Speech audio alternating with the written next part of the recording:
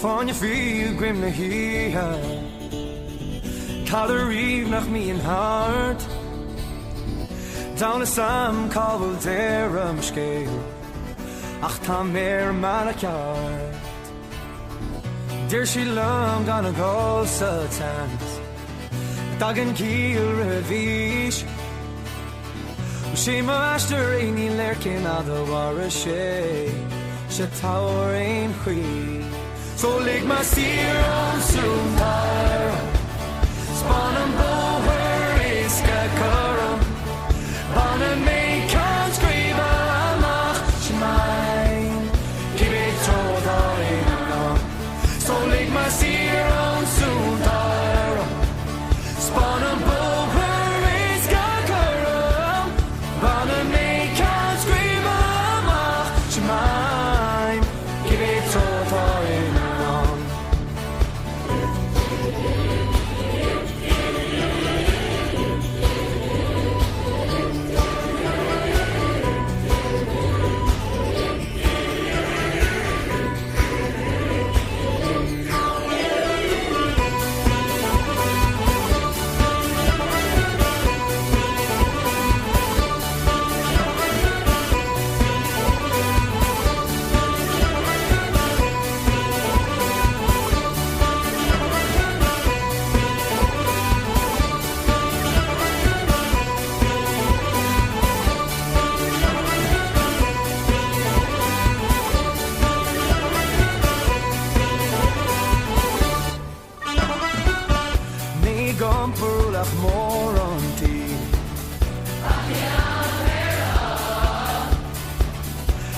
Trauma is een wienerhol vriend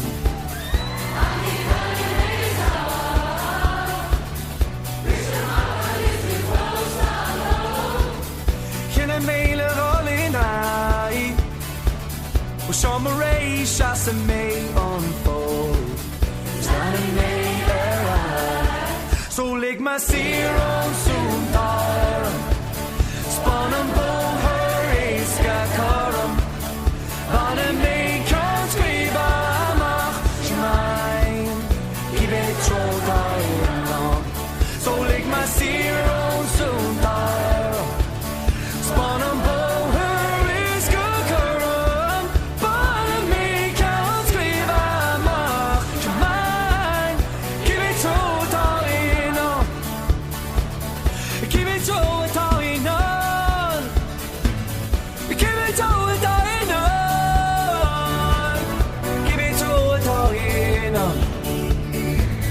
Give it to, give it to, give it to.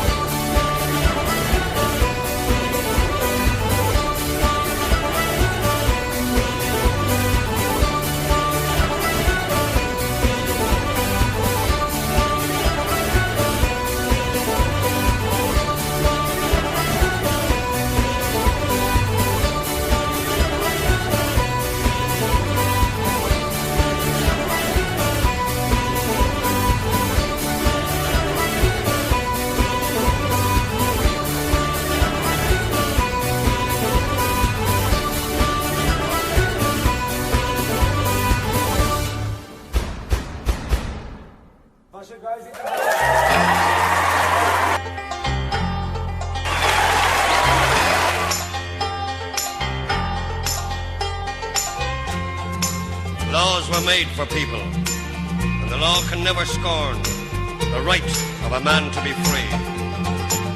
We the people, let them have their say. We the people, let them see the light of day. A dismal dawn was breaking when they took her man away, not knowing what was his crime.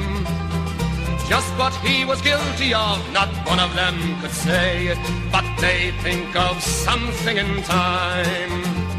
He says goodbye and remember, we shall overcome.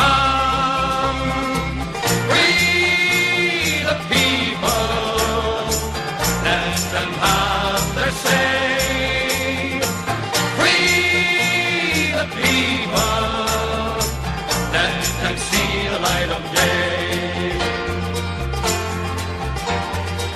comforting her children softly crying in the night.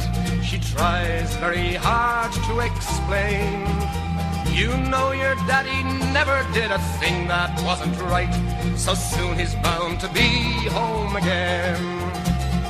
He is a good man, and he shall overcome. Free the people, let them have their say. Free the people, let them see the light of day. What does it profit him, the right to be born, if he suffers the loss of liberty? Laws were made for people, and the law can never scorn the right of a man to be free. We are the people, and we shall overcome. We are the people, and we shall overcome. Free the people, let them have their say. Free the people, let them see the light of day. Free the people, let them have their say. Free the people, let them see the light of day. Free the people, let them have their say.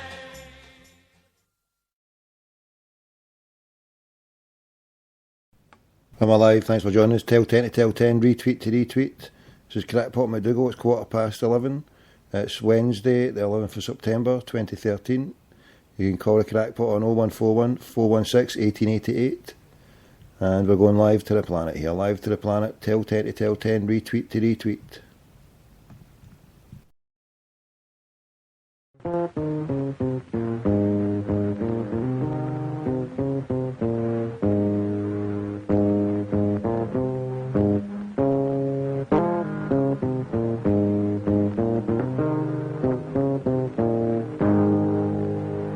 Old pirates, yes, they rob I, sold I to the merchant ships.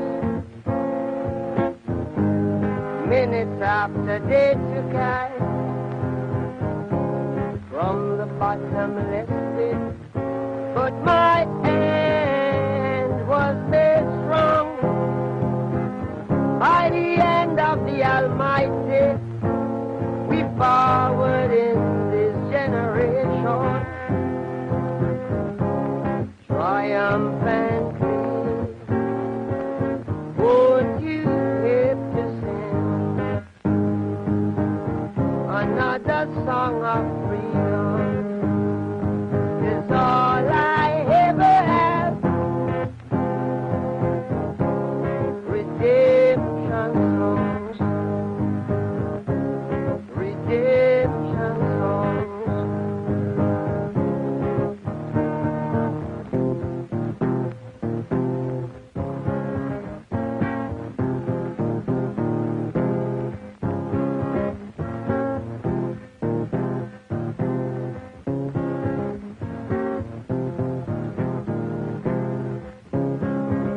Emancipate yourself from mental slavery. None but ourselves can free our minds. Have no fear for atomic energy, 'cause none of them can stop the time. How long shall they kill our prophets while we stand aside and look? Some say it's just a part of it. We got to fulfill the book. Won't you help to sing another song of freedom? 'Cause all I ever have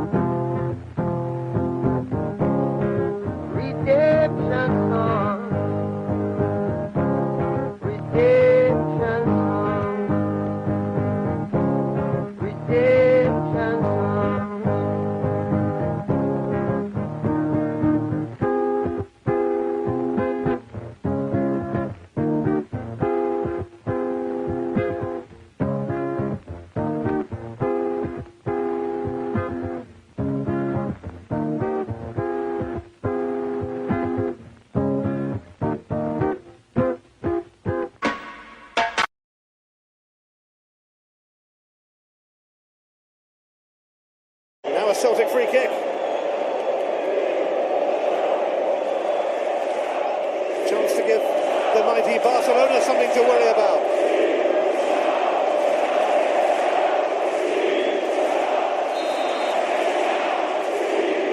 It is Charlie Mulgrew. Samaras, and it's gone in!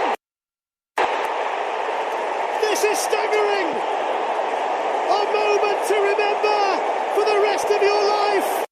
Celtic have the lead in the Nou Camp, and the fans may want to hear that again! Celtic have the lead in the Nou Camp! Well, I don't care how good your side is, you're going to struggle to defend a free kick of that quality from Charlie Mulgrew. He drops it into the perfect area.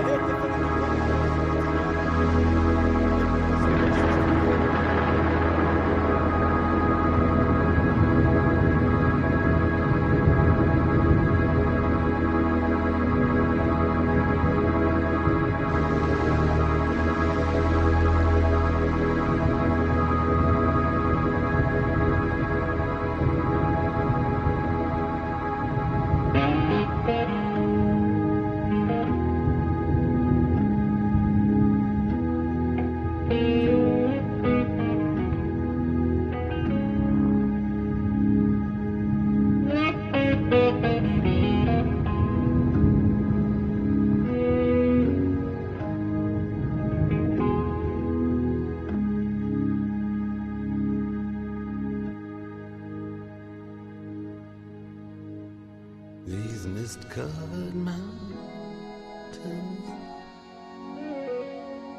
are home now for me, but my home is the lowlands, and always will be.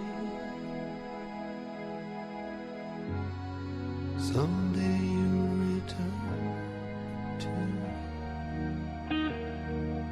your valleys and your farms, and you'll no longer burn to be brothers in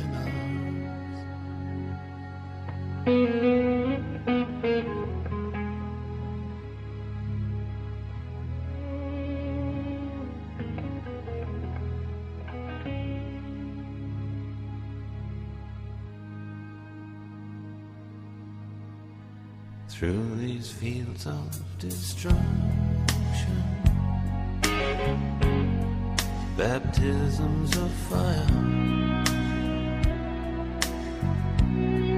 I've witnessed your suffering as the battle reached high, and though it hurt me so bad, in the fear and alarm, you did not desert me, my brothers in arms.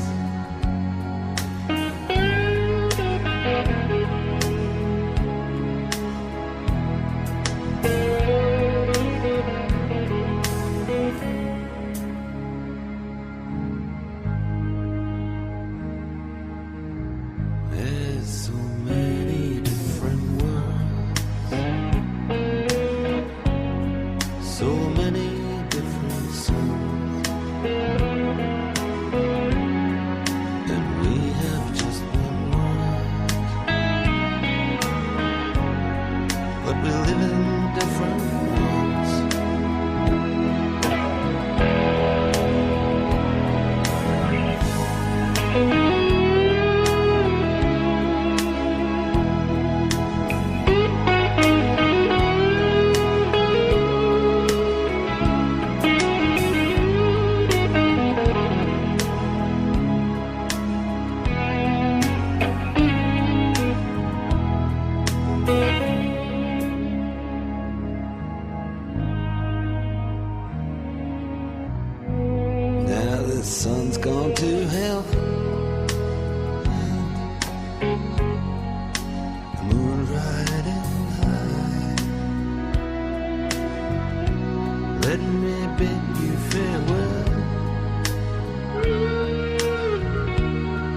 every man has to die. But it's written in the stars, in every line in your heart. We're fools to make war on our brothers in arms.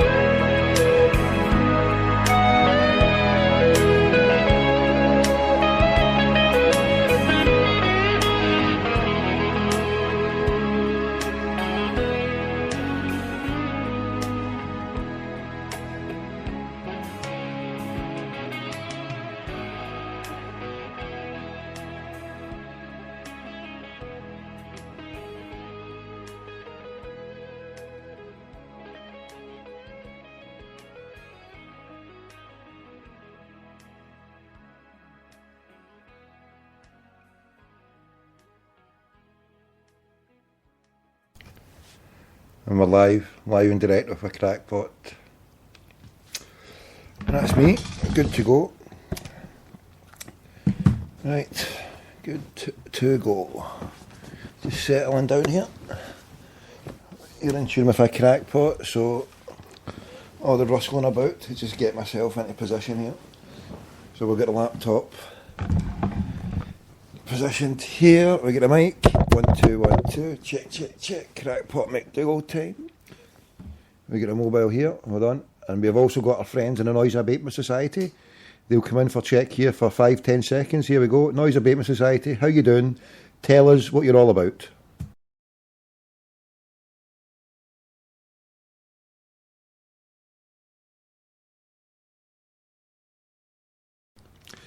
Yes, in other radio stations, they hate dead air. They've actually got a little thing that kicks in to take away the dead air.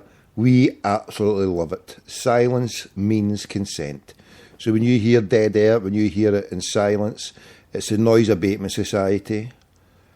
Too much noise in the world. A bit of silence, a bit of contemplation. When you hear that for more than 5 seconds of silence, it's time to light a wee candle and meditate on it. Clear your mind of the void. And we're live and direct with a crackpot back again. You know that he's going to come back in. You know that I'm going to come back in at some point soon. The crackpot will speak in about, 5-10 seconds after the noise abatement starts. Sometimes it has been known to be longer. A minute, 2 minutes. There's even been time when the old sleep has overcome me and silence is everywhere. So we're sitting here. What's going on in Scottish football? What's going on in the world tonight? Let's see as we do this. Hail to everybody. So who's in here tonight? Chris, Select Boy, GWG. Chris, Select Boy, James. Alright, so just look at this. Tell 10 to tell 10. Retweet to retweet. If you're in the house listening. If you're here listening to a crackpot, then what you're doing, get your fingers out your archibald and give us a retweet. Go on the Twitter, give us a retweet on the Twitter. We want a retweet on the Twitter. Retweet time on the Twitter. Anybody got a retweet for a crackpot? Right, a retweet to a retweet to a retweet. Right. It's time to roll up the sleeve time. Sleeves are rolled up here. So we're nice and relaxed now. Right, time to get a new thread on the glow. Here we go. The zombies have unmasked Charlotte again. Oof. I show on here. Live ones now. Live late night. Right, on the go here. There we go. Boom. Keep it simple, stupid. Paste. Oh, we got. Hold on, just put this out. On 414161888. Tell 10 to tell 10. Retweet to retweet. The number to dial tonight is 0141 416 1888. 416 1888. Put that in your speed dial. Oh, that's somebody else here. We've got some messages come through on the old huddle board.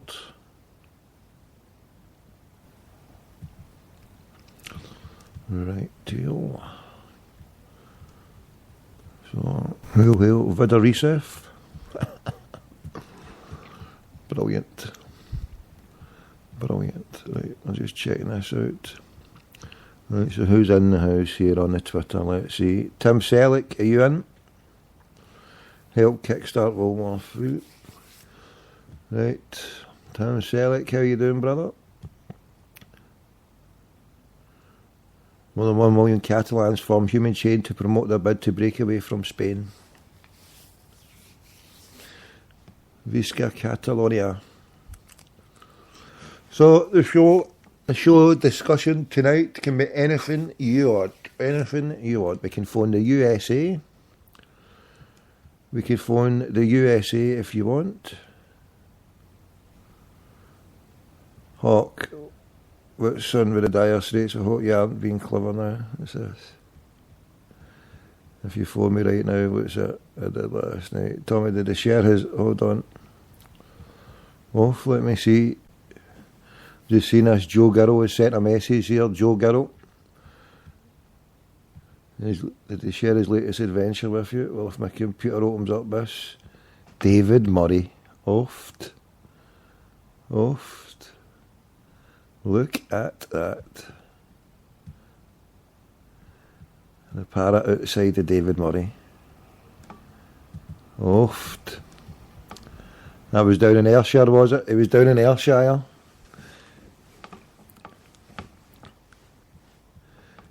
Yes, indeed. Shocker any time. So we'll get 9 people. Who's gave a retweet? There you go. Chris, well done. Martin Hutchison, God bless. Sean Gatland. Ubel Skelton, The Celtic Way. Paul McGuinness. Is this Kevin 1888? 18 Kevin 88. What's that? Mild mannered janitor. Oof. The mild mannered janitor. Are you giving me a call? I want to hear what a mild mannered janitor sounds like. 81. Martin McKessock. 2 new people coming in here. There we go. Oof. Tim Selleck. Right, everybody there who I've mentioned, you can get time off for good behaviour. All the rest of you are on detention at the end of the show. So that's it. Back at 2, you'll need to report to the dinner lady for extra helpings of semolina, soggy semolina, to those who have not retweeted. You'll get 5 minutes to be spared the soggy semolina treatment down the back of the trousers. So we can talk about anything at all. We can phone. You want me to phone Barack Obama again? You want me to get jailed? You want me to phone Hawaii? You want me to? I can phone anywhere on the planet. This line we can do 3 calls. The option is always there. If you want to do a wee 3-way call with your wee granny, Auntie Mary, Jeannie, Billy, at all, 3-way call to anywhere on the planet, as long as I can get through to them, as long as I get free credit. This is a free service by Crackpot McDougall. We're also doing a free suicide watch service. Free suicide watch service, yeah. My family has been blighted with the terrible effects of one of my aunts and uncles both committing suicide, sadly. So And I know what a lot of people go through with bad thoughts, bad feelings, bad things happen in everybody's life. It's just life. People get depression, people are bipolar. I'm just a half-wit, I'm just a crackpot, wired to the moon. And but I suffer from life as well, everybody else. And we've all got to get through it. We're all in it as a team. We're all team humanity. You know, it ain't Team USA or Team feckin' Glasgow. Actually, I used to be Team Glasgow. Does anybody remember the basketball Team Glasgow? GLAS, go, go, go, Team Glasgow. Well, anyway, I used to sing that song. I'll shout that to, it wasn't my uncle, it was my cousin's uncle, and he came from America. He came across and started it. It was P&D Windows, but they took on a team called MIH. Money International Holdings Basketball. Yes, old Minty Boys. I had a run-in with old Minty Boys when I was a young wainer. Who would have thunk it? If I'd kicked away his fucking... I shouldn't say that. I'd be one of my best mates had a disability without one leg, so... Old Minty Boys, if I'd kicked him on his good ball and said, here, keep away from the Mankey mob, we could have spared us all this... I think someone else would have stepped into the breach. If Minty Boys hadn't done what he did, there would have been someone else. Right, so what we're saying, so it's not about team Scotland, team whatever. I'm team humanity. So we're all part of the same humanity. So, and if you can't laugh at anything I say or with me, then please just laugh at me, yes. I'm a sad, deluded, half-witted individual. Yes, I'm so sad, I'm so deluded, you better believe it. So you can sit there laughing at me, I care, I'm eachy peachy about it, as long as you've got a smile on your dial, because I've heard it only takes a few muscles in your face to put a smile, and it takes hundreds and hundreds to put a frown. So don't be sad on my account. I'm the saddle here, I'm the sad bastard, right? So that's cool, it's cool. It's cool, listen. It's not a problem. Right, so who do I want to phone? I want to phone... Do you know somebody we've not phoned in a while? I think... Okay, I don't want to go too serious tonight, but I want to keep it semi-serious, so I don't want to do any politics. I mean, you know me, I can talk hind legs off a donkey about anything. And there's good people out there who are good listeners and good talkers who have joined many times before. An invite to people who have no phoned. I don't bite. If you come in peace, if you come with nice attitude, then I'll reciprocate it. If you come on saying, here, you bass, your tunes are shite, never go for it. Pat my groin, or whatever his name was. Let me see if I've took this actually. Oh, what have I done? Right. So the lines are welcome. We're going to read a wee statement out in a minute. We're going to do a wee call. There's somebody I want to speak to. We spoke to before, and it was really nice. He gave us a long interview. I can't even remember the time when I phoned him, the night I phoned him, but if I get his number, which I'm about to try and do, I know what his number is, there we go, right, get his number, then it'll flash up when I last phoned him, because that's what I want to do. I want to find out when I did his call. So, where did I get his number? I got his number from here. Aha. Let's see. Contact us.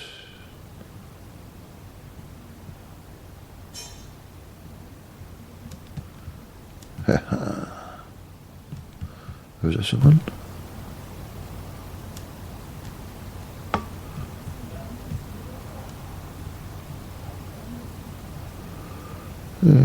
Honourable.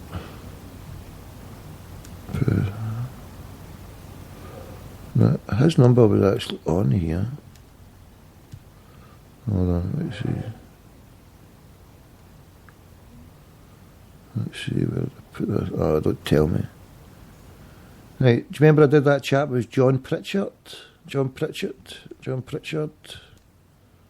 You remember him?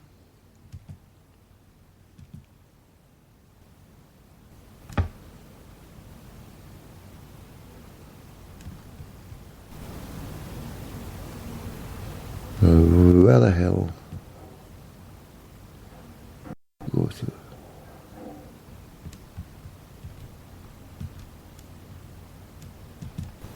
No. Oh, maybe here. Hold on. John Pritchett, full career. Tell me it's on this one. It's got to be. No. Do you know, outside, I think somebody's actually stealing the stanks. I could hear somebody doing a John L. Pritchett. Tell me he's got the... Where the hell does his number go to?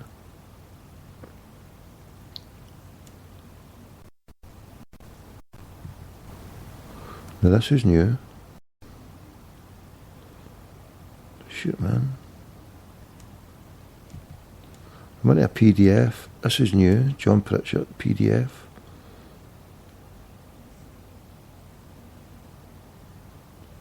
Wow. John Pritchett.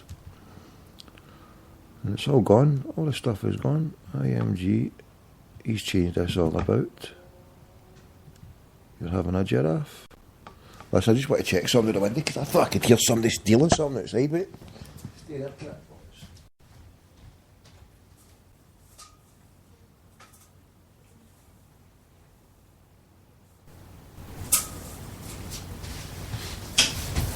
I could have swore I heard somebody lifting a stank up there. I could have swore I heard a stank. Right, here's a call out. Can anybody tell me the time when I did that call to John Pritchett of Club 9 Sports? Because the other way to find his number would be to find the day that I did it on. Get his number that way, because I do believe that the site where I got it from is gone. His Club 9 Sports no longer has his stuff. Because I was wanting to get a wee chat with him, because he was part of the stuff with the nameplate. Oops, right. Whoever that's calling, hang up and I'll phone you straight back.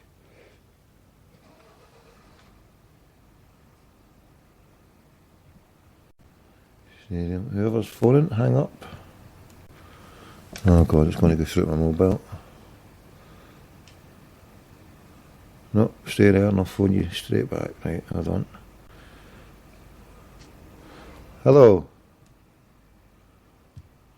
Aye, stay there and I'll phone you back. Who's that? I'll phone you back, mate. I'll phone you back. You want to come on the show, aye?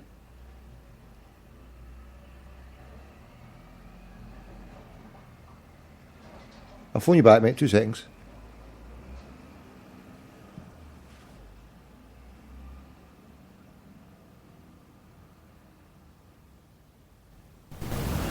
Did you hear that truck? Did you hear that noise at the background? That was a truck there. So tomorrow when I go out, if somebody has stolen the stank, I'll know that I've half witnessed a crime, but I don't want to film because I ain't a witnesser of crimes. See no evil, hear no evil, say no evil. I'm one of the wisest monkeys in the town. And I've lost, I'm a wise monkey, but I'm a half-witted monkey because I've lost somebody's number. Right, but we're going to get a good boy here to come on and talk. Right.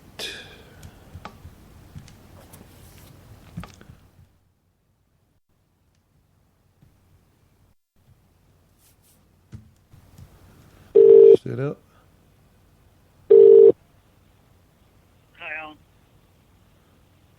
Hello. Hold on just a second. Sorry. Yes, hello. How you doing? How you doing, buddy? What's happening, my man? Who's this? Do you remember Tim I was going for tickets? Do you know I was going for tickets for Barcelona? I spoke to you last year and I went to Barcelona. Aye. Tim Selleck for the Twitter, the huddle board, and you on the KDS as well, aye? Aye, that's the boy, aye. How you doing, bro? Did you have a good time that time? I never got a chance to speak to you. Did you have a good time that game? I had a great time. Saw Barcelona play, ended up being Malaga rather than Mallorca. Mallorca rather than Malaga. But we had a great time, aye. It's a lovely wee city. Did you stay there for a few days with the family, aye? I took a couple of boys out. A mate, nephew, brother. Listen, hold on a second. I've got the internet playing in the background and I'm getting delay. That's a few seconds behind. Any problem? Take your time.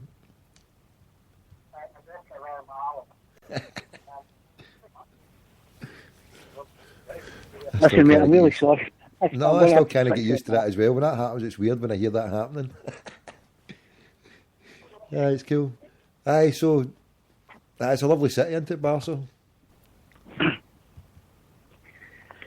I had a great time. I'm going to go back for the away game. Are you then? So if Start of any- December, yeah. Any pointers or tickets, I'll be very much appreciative.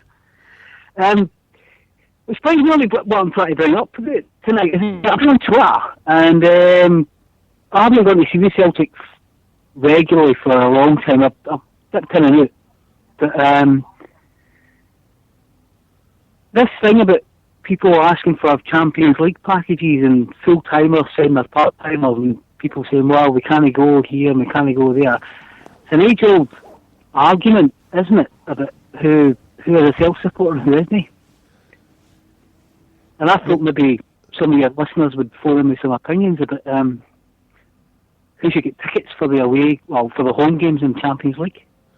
Well, see, I put something out on the huddle board tonight, and a few people have contacted me because one of my good friends, one of my uncles, he has got a season ticket, and he only uses it for the big games because he lives down in England and he works abroad quite a lot. So he really is a big game hunter. So he comes for it. We used to come up for the Mankey Mob games in the Champions League. So he's got all the Champions League games gone, and the Wayne has got her one. She goes with a wee pal. So out of that, I've got 2 season books.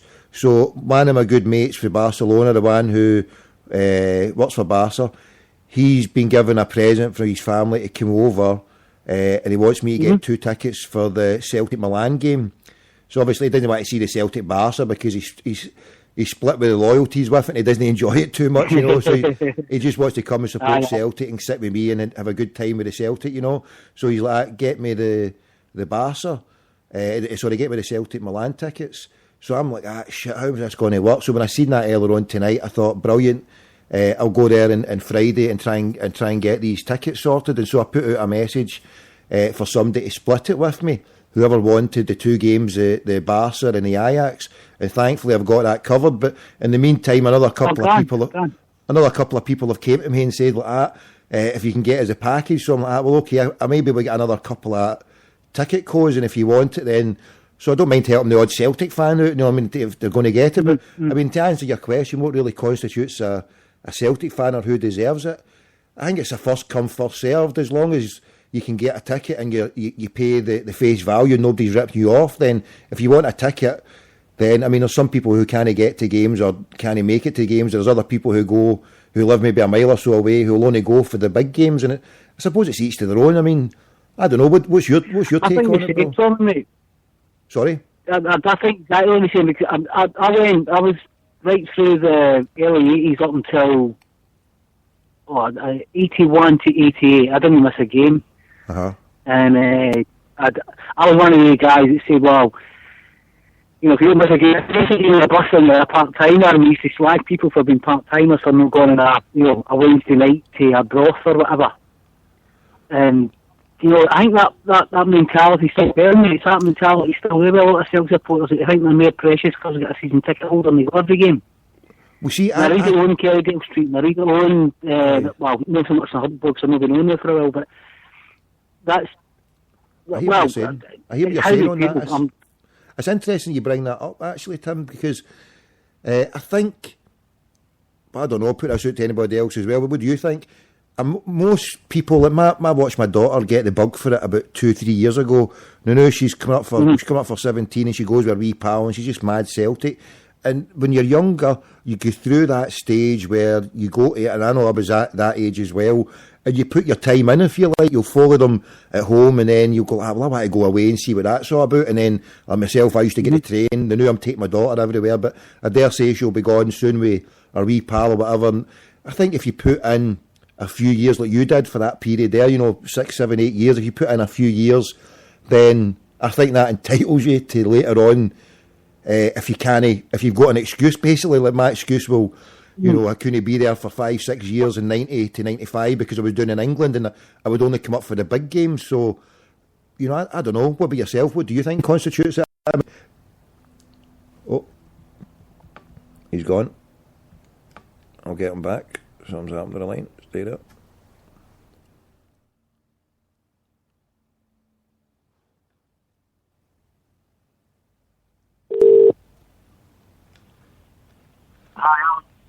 Hi, bro. What do you reckon then? I don't know. I'm doing. That's okay.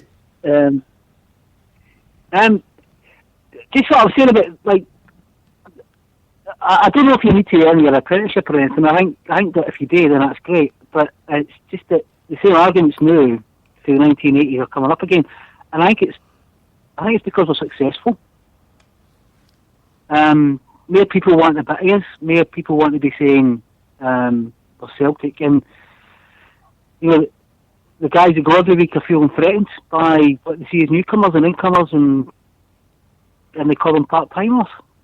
So I don't know where I sit in the argument, Tony, but I think it's an interesting one. I think I look on Twitter and I look at KBS. I'm comfortable if I'm called a part timer. I mean, I suppose if somebody was to call me a part timer, then I would be satisfied with that, because I wouldn't even qualify for part-time status as a Celtic fan, the amount of games I go to. So, I don't know. I suppose it's... I mean, some people who have got that attitude, it's kind of small-minded, I can see a degree, but then another angle, I can see where they're coming from, because they're 100%, they're 100% dedicated, because they're putting the time and effort in to go home and away. So, they're fully committed more than someone like myself, so they're 100% deserving of to go to a big game. If there was only a limited ticket, then they should always be the priority. I mean, is that another angle, that if people put in a certain amount of games, they should be guaranteed first hit at all the important ones? And Celtic, I don't know, does Celtic take that into consideration, do you know? I think that's what's happening now as well with the Champions League packages. There's a lot of guys have gone to the Elfsborg, Shakhtar Karagandhi, and who else did we play? Well, if anybody goes to Karagandhi, they should be given fucking tickets for life. No, the way the home games. There was like, cause we didn't have full houses for the 3 OC home games, and there's quite a few people went to those 3 games that are only season ticket holders, and they're not entitled to the first or second or a Champions League games. And you know, there's a big debate about that, because season ticket holders didn't go to the games, but they're getting first out on the Champions League home games. So there's, I can see everything. I can understand the points of view for both sides there. And I mean, the only option is I don't know what the answer is, but I'd like to hear some views on it, really, because Twitter's just coming out with people C's and B's.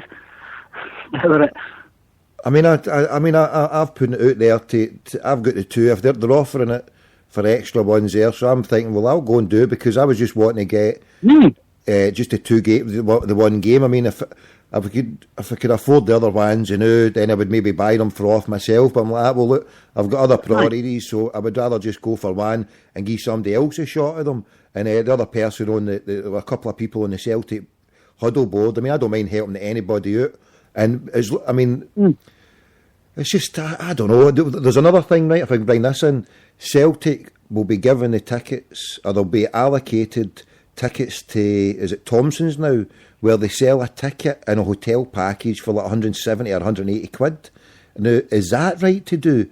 Or is it better that more Celtic fans who are season tickets do like what I'm doing? Like, I can only manage one, but now I've got another Celtic fan, another few Celtic fans that, boom, there you go, they're going to be getting it. And they might only be part-time like myself, and they might only be like my mate who's only been to one other Celtic game, which was at the start of the year against Hearts. So this will be second game, but he's from Barcelona and he just loves Celtic. So there should be a channel at all times for people like that to always get the games, don't you think?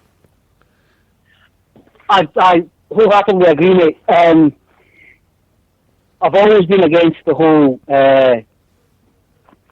club putting your details in your goblet, and now I know they're going a wee bit off, say, the whole Champions League packaging, who should get them, and what a part-timer, what a full-timer is.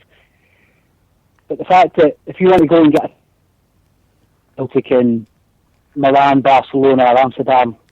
The official way to do it is to go through the club and go through Thomas Cook, and you have to get all your details. I know. I think that feeds into the whole conspiracy theory about well, you would have gone here. Aye. And how the operation monitor us and how they tell us, right, you can do this, you can do that. Because it feeds into that, doesn't it? It gives people information that they don't need. And I think that's a big problem for independent travellers, guys that go to see Celtic. And I mean, how many people went to Astana to watch us against Karagandhi? And how many of those guys actually went independently? How many people go and see us? We didn't have 80,000 tickets to go and see us in Seville. Thousands of people went independently, and I don't think it's a big put off that, you know, to get a ticket for an away game in Europe. The first way to actually to do it is to go through the club and give up all your details. You know, your passport, your home address, your phone number, your email, where you're going to be staying when you're there, when you're going to get in, when you're going to get out, and I don't like that part of it at all. It's a bit freaky that when it gets to that level, especially the club want it. I mean, it just shows you then that they're mining this information for outside sources, probably selling it, and I wouldn't put it past them. I mean, like stuff like this. Well, whatever they're doing with, I don't trust them with it. I mean, the supporters liaison officer on Twitter has tweeted before the Karagandhi game, if you're travelling independently, please give us your details. Please let the club know. Why? I'd be like that here. Why is the club not? I think of the games I've been away with Celtic away, and it's only been a few, and I don't think I've ever given them any of the details, because I've always went there, and for the last one there when I went to Barca, because I don't have a ticket myself, but I had the 2 tickets for the plane, and one was for me and the daughter, so I had to change my name on it to match the one that was on the ticket. I mean, it was just a change of the first name for me and my what do you call it? But it was no hassle. It's easy to do. I mean, it's craziness when they want all that details, when anybody can just fanny it up on the thing. That's what I did. I just took the one first name out and replaced it with another one, and there you go, Bob's your uncle. I was getting the tickets, you know what I mean? I don't think anybody wanted to be broadcasting that, mate. I care at Celtic, who gives a shit? I mean, the people who run Celtic are a disgrace. I mean, getting there and doing what you need to do is one thing, but telling people online and on a internet radio broadcast is maybe something you should be thinking about no saying. Okay, I couldn't give a shit, mate. I mean, at the end of the day, I mean, I love Celtic, but see the people are running it now. That if they're doing, I mean, if they're doing stuff like that, like we're saying, and selling tickets at high prices to Thomas Cook and making and scalping out a thing with, I mean, there's other tricks. Sorry to interrupt, but just about how many fines we've got for UEFA. We've apparently since 2007 we've been fined €100,000 or £100,000 by UEFA. So in 6 years we've been fined £12,500, £14,000 a year. And this person who you've gone to Twitter, I'm sure you'll be that. He said it's no wonder they charge £55 a top. Well, fuck you if you think that, mate, because £55 a top is more about Nike taking their skin off us rather than us having to pay £100,000 to UEFA. If they get fined up for letting fireworks. Is that what it is? 5,000? I'm getting angry and I want to go to my bed. I don't want to go to my bed angry. Stay calm. I can't pull you up and just ask you what you thought was on the full-timers, part-timers debate that's currently being had on Twitter. What about the other one of, scalpers? I mean, I think, the attitude of people, it's an attitude problem some people may have got, and I can see it from one side, and, it's just live and let live. That's my motto anyway, but the problem I would have more so is people who are going to scalp other Celtic fans. I mean, I'm going to stand out and collect these tickets, and already I've got it sold off, and there's no way whatsoever am I going to charge a penny more than the face value of those tickets. Know what I mean? So whoever's getting them, and I'm going to be taking 2 of them for just the one game, whoever's getting them.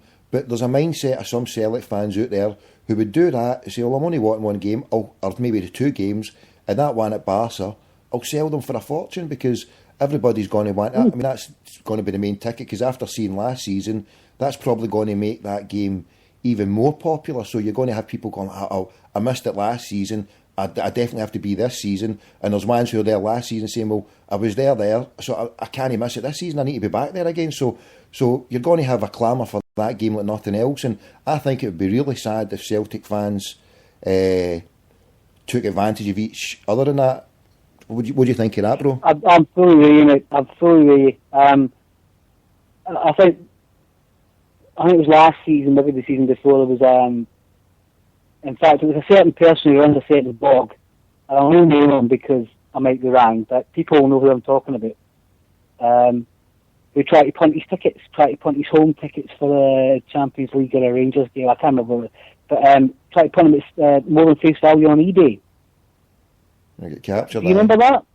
I think I do. Did you say a blogger? Yeah, blogger. Yeah, he runs a blog which is semi-respected. He's a total journalist, let's just say, and he thinks he's a journalist. But anyway. Well, let's name and shame him. I'm concerned. I've been to see Celtic in... hold on. Do you want to name and shame him, or shall I? Was he found guilty of it? I think he was outed on the internet, and a lot of Celtic supporters have... I don't know if you want to or not. I'm not going to. Andy Muirhead of Scotzine. Andy Muirhead of Scotzine. And if he's there, he could give us a call. I only read a bit about it. So glancing, and he gave his case there. So whether he's guilty or not for scalping, I mean, for example, my own aunt scalped me, right? My own aunt scalped me for a ticket going to Seville, because a few weeks before it, she'd got a ticket and she wasn't sure if she could manage it. And up to the last day, she was still trying to beg time. I mean, I went driving down to England on the Monday before it, and that's the day she got information. She was in tears, and I was jumping for joy. And I went like that. She says, son, you're still giving me the £200 you offered me a few weeks ago, because a few weeks before it, I was like, look, auntie, you can't go. Just give it to me. I'll give you £200 now. I mean, she took the £200 off me, but she ended up giving it back to my mum for stuff. But so at the end of the day, I got scalped for £200 from my own auntie. But to be honest, I would have paid her double that to get it, and I wouldn't have minded doing it. But I mean, that was. I think that could get recycled in your family, Tommy. So there's something slightly different about saying that your man that about the picture you're trying to make the best of them, because that's what your head's excuse was. Well, that's wrong to do that to other Celtic fans. I hate scalping, and I think as a club, Celtic are probably one of the few where there's an effort among the fans to say, don't fucking rip off your mates, don't rip off them because they're Celtic supporters, but we get ripped off as much as anybody else. So I think, I wouldn't say we're unique, and I wouldn't say we're perfect, but we're one of the few clubs where that's a prominent feature of the supporter base, I think. Yeah.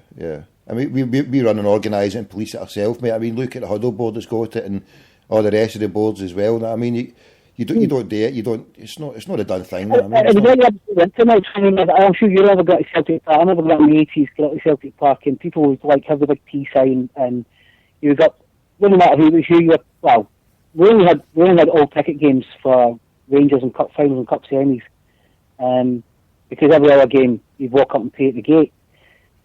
But the guys that had the T, the guys that made that, when you got off the bus and you didn't have a ticket because your supporters bus had, I don't know, 54 tickets and you were number 55 and you were looking for a ticket, you never paid over the odds, even in the 70s and the 80s when I was gone.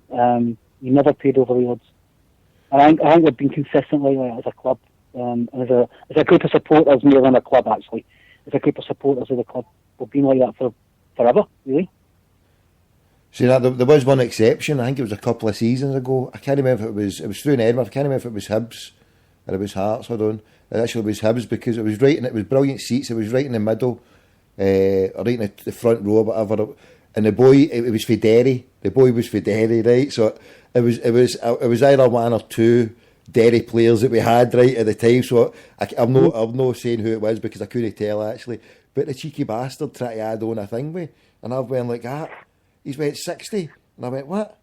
I says, they're only 24 each. And he went, oh, come on, mate, I need to make some money. I went, come on, fucking nothing, I'm a Tim and so are you. Don't be fucking trying it on. And he's fucking went like that. He's like, calm down. I'm like, fucking calm down, nothing, you cunt. I don't give a fuck who you're. Fucking try to hit out with another 12 quid for a fucking Tim. He's like, oh, I just want a drink. I'll fucking give you a drink. I'll hit you with a boat when I know you, cunt. Fucking. I think that type of guys in the minority at Celtic. Do you know how I had it? Do you know I had the price on the ticket, right? But I had on it fucking complimentary. So I'd stamped on it a complimentary with fucking the price on it. So that's how the cut was like that, and that's how I went like that. And I've tippled, and then I was standing there round about, and I was like that. When I get into the game, and I heard other cunts talking there, and then I heard, and there were like one row behind, and another one's like that. Aye, fucking, I don't know say the name who he said, right, but they're both left Celtic now, and they were both for the Derry, fucking area, and I heard them talking, and I'm scratching my head, I'm like that. Fucking cunt, if I get a hot name in my motor again, I'll fucking pull them up for it. Fucking their mates fucking try to bump me through the Edinburgh, you know what I mean? The fucking tickets they probably got them off the person, so they were making an earner on it. They were selling the tickets that they probably get passed for their player. So instead of trying to fucking even give it the face value, the bastards try to add fucking more on it. I'm like, here you're fucking... Well, I hope the Derry men the tickets came for you listening to you tonight, mate, because... if you're for Derry and you want to back up your brethren... Listen, Tilly, I'm going to go because I'm working in the morning. You go on your show. This is the first time I've listened in I don't know how many months. God bless me. It's good. I'll continue to listen again. I'll get back into it. You take care. God bless, mate. Take care. Thanks again. Phone anytime, yeah? I will do. Hail, hail, Billy. Hail, hail. Hail, hail. We'll carry on your point, mate, through the show. So you listen back when you wake up in the morning sometime, you listen back. We'll still be talking about your point. God bless, mate, right? Good night. There you go. Tim Selleck for the boards. Good luck. Tim Selleck for the Twitter and the Huddle board. And sadly, I actually let him down. I'd let him down for the Barca tickets. I had so much going on back in April. And because at the time... Here we go. Hello. Hello. All right, big man. How you doing? What's the matter? Just going down. I'm doing a show. We're going live to the planet. You know that? Oh shit! I don't know. Sorry. I was wondering, man. Any chance you could get us tickets for Barca Real? Like Barca Real? Over. Yeah. When are they playing them actually? 27th of October. I think that's a Sunday. So it's next month. Do you know where I'm supposed to be on that day? Well, I've got tickets for and even when I was buying these tickets at the thing, I thought that might even clash with it. But I've not even looked at the fixture list for the thing with, but for the Classical. But I've got tickets for Wembley for the San Francisco 49ers against the Jacksonville Jaguars. And my wee boy, right, he went and queued up. I took him down to that Comic Con thing in the fucking SEC. I don't know what it was all about, but he queued up for about an hour, about 11 o'clock, and then he texted me back and said, Dad, come and get me because I can't be bothered waiting here anymore. And they'd actually done one of them down in London that weekend, and I was like, we'll try and go down there. My uncle's got a place in the centre of London, so I was like, we'll try and go down and cover that one there. So I'm not going to be in Barcelona myself for that one, mate, because I've been there to a good few in the last few years. This will be one of the first ones I've missed. And oh shit. The only other one I missed in the Camp Nou, mate, with him was one that I didn't even know about until like a week before it. But I've been to every one for the last 3 years, so this one I'm pre-booked up. But even if I wasn't, mate, I don't think I would have been making it. But you definitely gone? I was thinking about going. I was looking at how you get 2 tickets because me and my brothers go over like Barca. Listen, sweetie, just shut it and book up, right? Just fucking book it up and go. See, for you, I will give you VIP treatment. See the good brother there? The good brother was just on 2 minutes before you, right? I let him down. He was on hitting me with emails and messages for months before to get him tickets for the Barca, right? And for that game. And I told my mate all about it like weeks before it. He's like, just tell me when. And it was right at the start of April. And if you remember, I did that call to all fucking some dad's face on the 19th of March. So at that point, I was in between death threats and fucking Gordon Dalziel saying I'm hiding behind bushes and I'm fucking a disgrace. And, you know what I mean? I was fucking, my head was right up my arse. So I forgot to get that boy tickets for the game. It wasn't even a thing, mate. But if you want, mate, I've got a good mate over there who can get tickets. Like, I for think even the El like, Clasico, mate. Yeah, it's just going to be the first time like me and brothers been like abroad, anyway. So we kind of fucking. Hey, well, just you go and get it sorted, and I'll know like you doing right. You keep the tickets. I'll get 2 tickets for you. Yeah, no problem. Should I just? There's other people who's asked me whatever, but because I've not gone there and whatever, I'm not taking anything to do with it. But just for you, I'll make an exception. How's that? All right, sure. Should I just DM you my details? No, don't tell me. Just you book up, right, and I'll phone my mate. I'm trying. I left him a message on his Skype, and I phoned him and he's singing me. But when I've seen that demonstration in Catalonia, he'll be out demonstrating with that thingy probably. So he'll get back to me tomorrow because I've told him the tickets are going on sale for Friday. So I'll be speaking to him tomorrow, and then give me a call and I'll speak to you, right, in the next couple of days. All right, I'll give you a call in the next couple of days. But they can't guarantee the tickets until the last couple of days before the game, right? You can't guarantee it, but I can guarantee it for myself that I can get you the tickets. But I can't say he's got the tickets until the last couple of days prior to the game, because what they do, they've got a thing called the silent lure system, silent lure. And what it means is you own a ticket, you own a season ticket, and you go and what do you call it? You go and give your ticket back to the club, and the ticket resells that.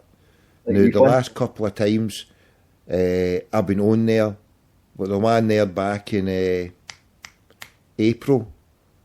one back in February, the end of February, when they get beat in the Spanish Cup, like the whole week before it, they were selling tickets online for all different bits, so they would just get freed up every day at whatever time.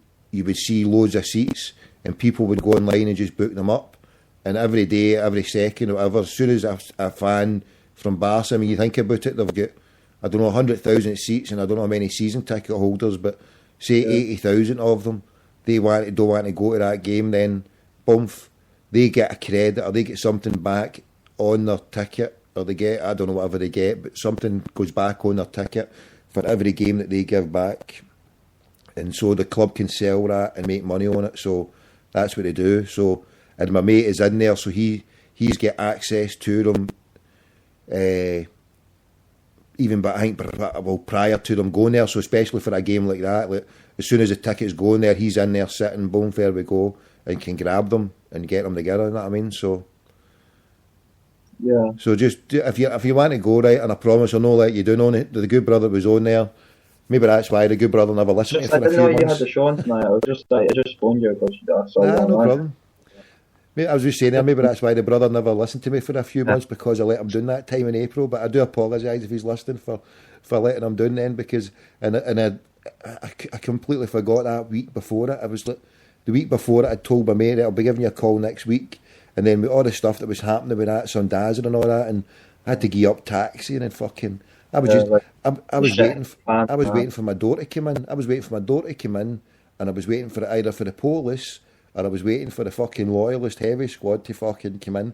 So I ended up sleeping in my fucking motor for about 2 weeks. I'm better sleeping in my motor, because if I sleep here, then I'm not going to be putting anybody else in jeopardy apart from myself. I mean, honestly, that's how bad it was, mate. Back then, when that fucking went off there, mate, it wasn't because of the death threats, but I was just fucking thinking, well, I've really done it now, and the police are going to be giving me a fucking chap here. So I was like, there's no way I'm getting captured in my bed, so I'll just get captured in my fucking motor lying beside the road. You know what I mean? Fucking. But nothing happened, mate. So it's all good. Apart from not being able to work in Glasgow anymore, nothing really happened. Oh, where are you based now then? Donegal? What? Where are you based now? Donegal? Little island, mate, in my ma's house. I hear you, man. I hear Little you. island, mate. In my mum's house, little island, Postle Park, Glasgow. Just a wee. It's the Irish embassy in Postle Park, mate. It's just a secret embassy. It's for crackpot McDougalls only with a secret passcode. So it's just me and the family, mate. Me and the family. That's me. Sounds jammy. Right, so you definitely going to Barca? Go and get it booked up. Have you seen what's the prices of it? Do you know? I haven't been to travel agents yet. You don't go to a fucking travel agents. I'm the fucking travel agents. Ryanair.com. I'll tell you a price and who you mad bastard, you. You know you've been to Ryanair, no? No, never been abroad, so. Have you got a passport? Yeah, I've got a passport. It needs like. You gave me a passport if you've not been fucking abroad. Are you wired to the moon or something? No, because I think my mum and I got it when I was like younger, but the opportunity never arose. So what can I do? Right, hold on.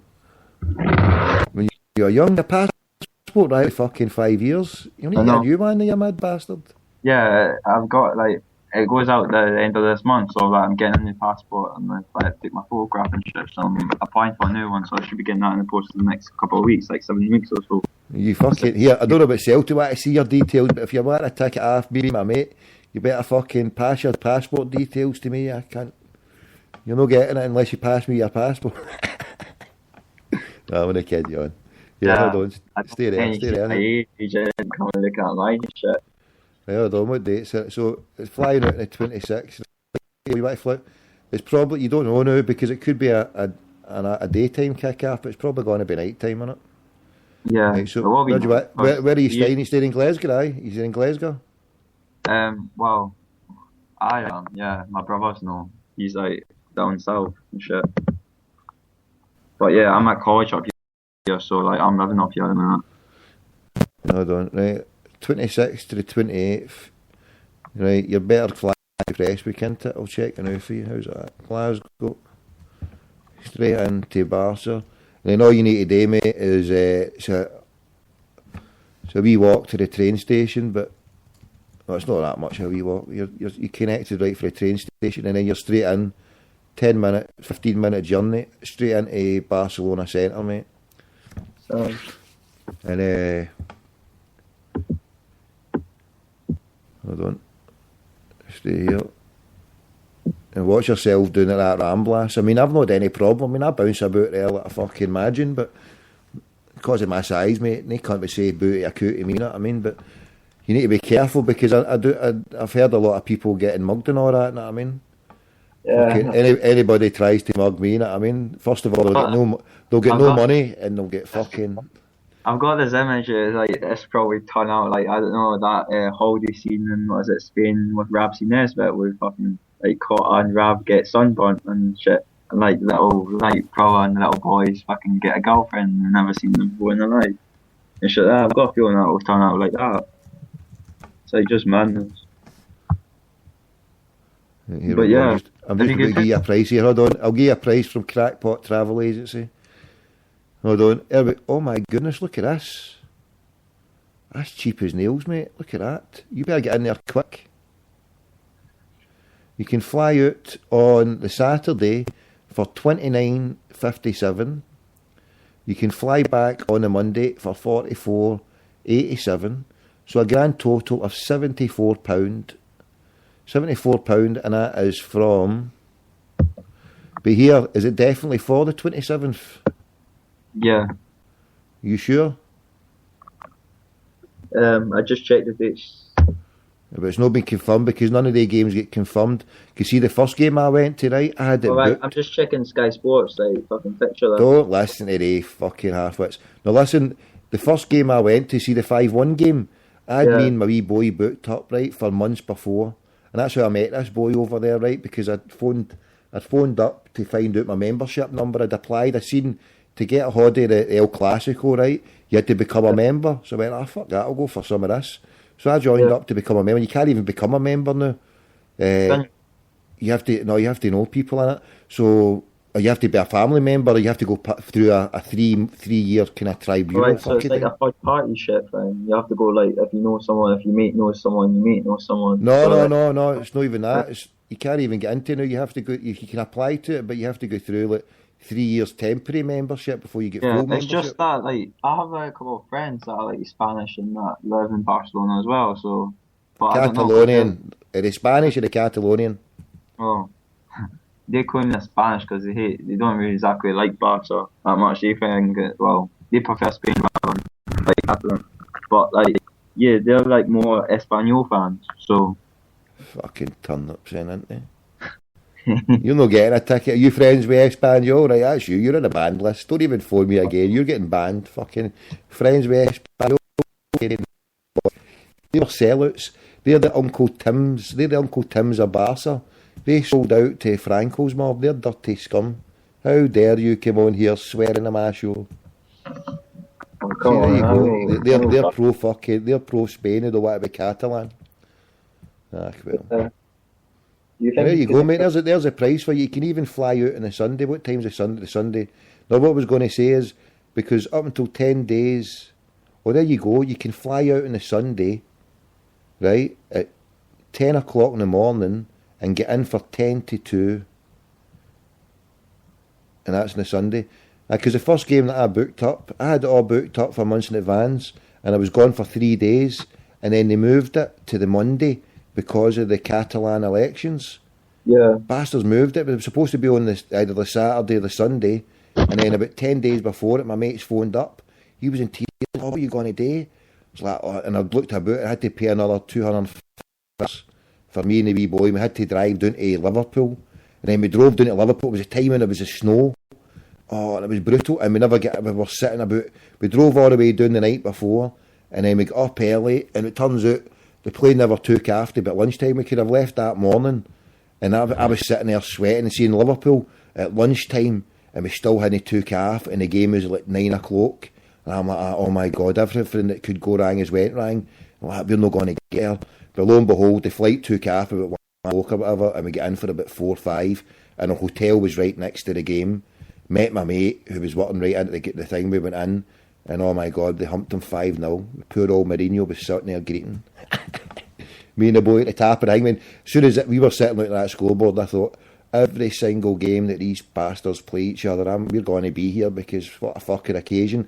But you know what? It's like a junkie needing a fix or fucking whatever. Like the first hit you get, when it's that stunning, you're chasing it all the time, and every time I've been back chasing it, and you know what? It's never happened, and it'll never probably happen, because on that night, 5-0, and then, the next time it did happen, it wasn't against them, it was against Man United, and that was at Wembley, the 3-1, when they won the final. But just for that night, that moment of magic, seeing fucking Messi weave it, mate. Yeah. It was up there, mate. It was up there as a sporting occasion, mate, for me anyway. I mean, it was part revenge as well. Part revenge for what happened with Mourinho, with Celtic, and... Yeah, fucking his comments, what was it? Yeah, it was your fault because they tuned on the aggressive style or something, or some shit like that. He said in the aftermath of the press conference, I fuck him, so... He's a wee arrogant bastard. Anyway... Yeah, I fucking don't like him either. But yeah, because like my brother and that, he was thinking about getting a hotel maybe for a day or two, so because, we don't know what time the kickoff is, we had an idea. You need to be careful. What you're better doing there, it could be on a Saturday, but that Saturday flight doesn't get you into night time. So if it is on a Saturday night time, then that flight is no good to anybody. You would have to go on the Friday. Now the Friday flights, they're already up at £53. So you can guarantee that flight is full of Kevin Bridges and his mate. He was on that flight. He was on the flight going and coming back on that last time. You speak to him, man. Not on the flight, but see at the next night, Celtic were playing Motherwell, and it was on. I went and met my mate in the Michael Collins pub, just across from the big Gaudi Cathedral that's fucking been getting built for the last 100 years or something. And is that still getting built? Because I knew they were doing like repair work and shit. I didn't know it was that. Nah, it's not even fucking finished. Never mind the repair work. You know what? I started in there to meet my mate. What? It takes longer than the fourth rail bridge and shit. It's like you think No, they've not completed it. You don't understand. They've not completed it. They've completed the fourth road bridge. We have to do it every year to paint it, but they've not even started the finishing part yet at the fucking cathedral. A lovely place. Yeah, how old is it? Like, I don't know, about 100 years or old or something. Right. What do you want then? Have you got something to say about Celtic? No, really. No, really, right, you're banned then. You need to come and say something about Celtic or you're banned. Alright, what is it? I think that Piku's going to be a good signing. I fucking saw him when he was playing Schalke on the internet feed, and he's a class player. What is it? I think, well... Wait, hold on, what are you doing with your phone? Are you eating your fucking phone there? What are you doing with it? Match and holes and shit, and so... Sorry, can you hear me? Alright. Get out of there, aye. I'm on the computer. Right, sorry, crack on, what you saying? But yeah, I saw that Piku, the Celtic signing, Simo Piku.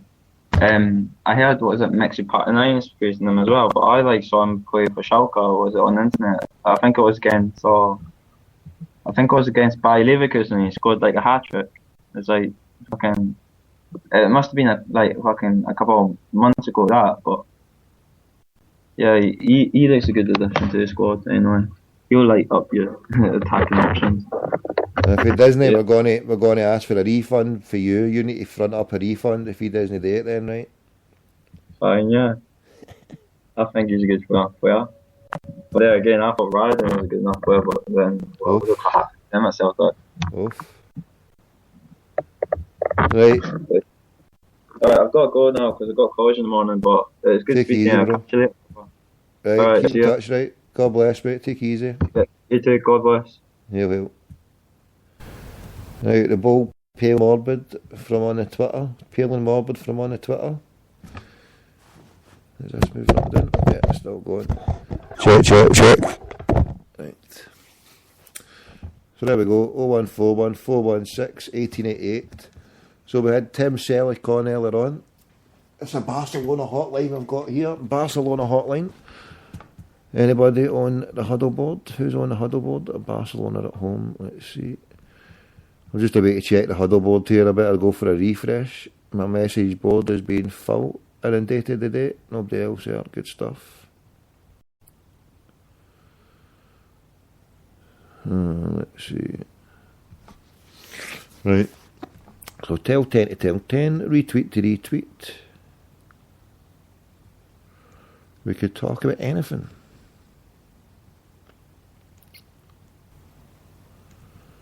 Where is it gone to? Where is it? Oh, Ma Bazaar.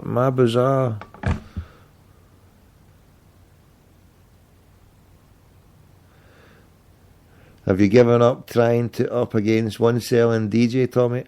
For the time being, Ma Bazaar, for the time being, yes, I'm not taking on Clyde because the circumstance is not quite right for me just now. I'm a one-man band when it comes to the radio production, and I normally sit in a tinfoil Skoda, but so far we don't have a tinfoil Skoda. No tinfoil Skoda for me at the present. We're incognito. I might be having a tinfoil bike soon, a tinfoil bicycle soon. So the lines are open for all crackpots to call. I might do some calls to the good old US of A. And meanwhile, I'll just load up a wee tune here. So, Celtic fans, full or part-time Celtic fans, are you a full-time or a part-time Celtic fan? If I'm classified as a part-time Celtic fan, it's a step up for me. I'll take that. I'm part-time. Put me down, part-time, 1 or 2 games a year, 3 or 4 or 5. Semi-retirement mode. I'm going to be forced to go to Celtic Park this season to see the Celtic. Forced, I tell you, I'm being forced to go to Celtic Park under duress, but it's a good brother who's from Barcelona who wants to come, and he's helped me so many times. I am duty bound to help him. He's only came to me once to get tickets, and that was for the Hearts game. I mean, that was just so easy, it was unbelievable. At least this time, I will stand in whatever conditions it brings on Friday. I will go nice and early as well, God willing, and purchase a ticket for my good brother. It's the least you can do, isn't it? When somebody gets you tickets after tickets after tickets, I think I've run out of count how many tickets he's got me for El Clásicos. Not just for me, for other people as well. Other good people from the huddle board have been helped. How many? A boy in his stat, another boy for Ireland, another couple of student boys who were gone there for a... How many? One, two... I've helped a good few people, so I can only do a couple at a time, mind you. I can only do a couple at a time. So if Pale and Morbid doesn't step in, there could be 2 tickets going for the El Clásico. And if I don't get the wheels sorted or the transport sorted, there could be a father and son or a father and Wayne ticket for Wembley for the old San Francisco 49ers going down as well. We could have that for an offer. We'll need to see how it goes. Right. So, part-time, full-time Celtic fan, what are you? What's your views on it? Tim Selleck has set the agenda for tonight. The agenda is, are you a part-time, full-time, half-time Celtic fan? Do you think it matters? Does it really matter? Personally, I think it's a bit petty for someone who goes a lot of the time to be attacking other Celtic fans who are not going as much. That's what I think, you know. You should just carry, well, the attitude I've got, I only care about myself really, not in a bad way, well, maybe it is a bad way, but I don't care what anybody else is doing really. Whatever you do to yourself with anybody or whoever or whatever you do, it's no impinging on me, it's no affecting me, so it really matters not a jot to me anyway. So I'd rather not give my opinion or thoughts or negativity on someone based on what I'm like, you know.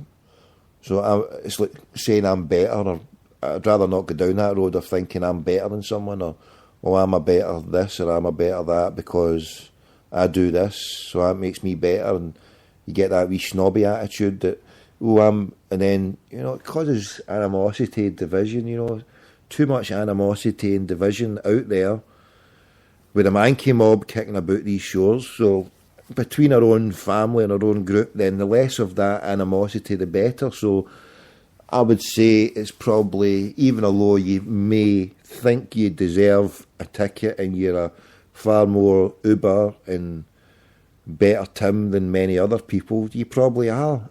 That's good, and I'm proud that there is Celtic fans out there more committed and dedicated than me. I mean, I profess my love of Celtic, and I do, but I'm not committed as such people who go to every game, at home and away. I salute every one of them. People who go to Carragandi all the way at the other end of the world, 4,000 miles, you couldn't get any further in a competitive game.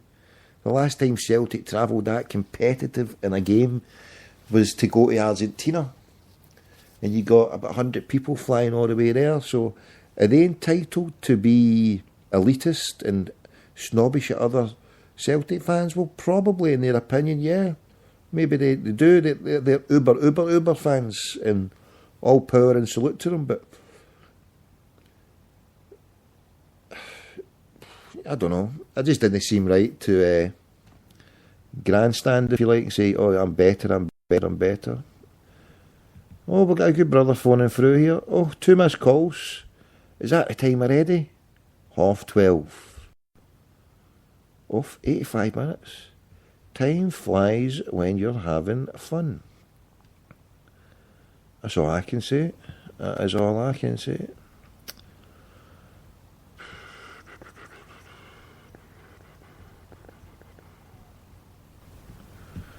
Right, so I'm going to play a wee tune. I'm going to take a wee break. And we're going to get a good brother on. The lines are open. And yeah, we can continue talking about part-time, full-time Celtic fans. I'm sure the good brother is going to come on. And talk about that, give his opinion. You can too. We can do a three-way call. We can manage a three-way call. And another feature we'll bring in, and since we did it late last night, we started doing the worst Celtic team. I didn't quite finish it. The worst Celtic team, but another one is the worst Rangers team. So we'll put out there now the worst Celtic team against the worst Rangers team and who would win it. So we'll have Sibo Van Vossen and Seb Rosenthal against Carol Muggleton, Wayne Biggins, Dewey, Mizuno and Josh Thompson. Yes. So we'll wheel out all the duds and we'll line them up against each other and we'll get a duds dead firm, because it's not an old firm now, because it's a dead firm. They died, the old firm died. One half of it survived, but like in a marriage, when it collapses, you can no longer call it a marriage, even if one person wants a marriage. There is no marriage, there is no old firm, it's a dead firm. And so we'll play a wee tune for the Body of the Dead Firm. Body of the Dead Firm by the Pokes. They actually did, they made a song called Body of the Dead Firm. Here we go.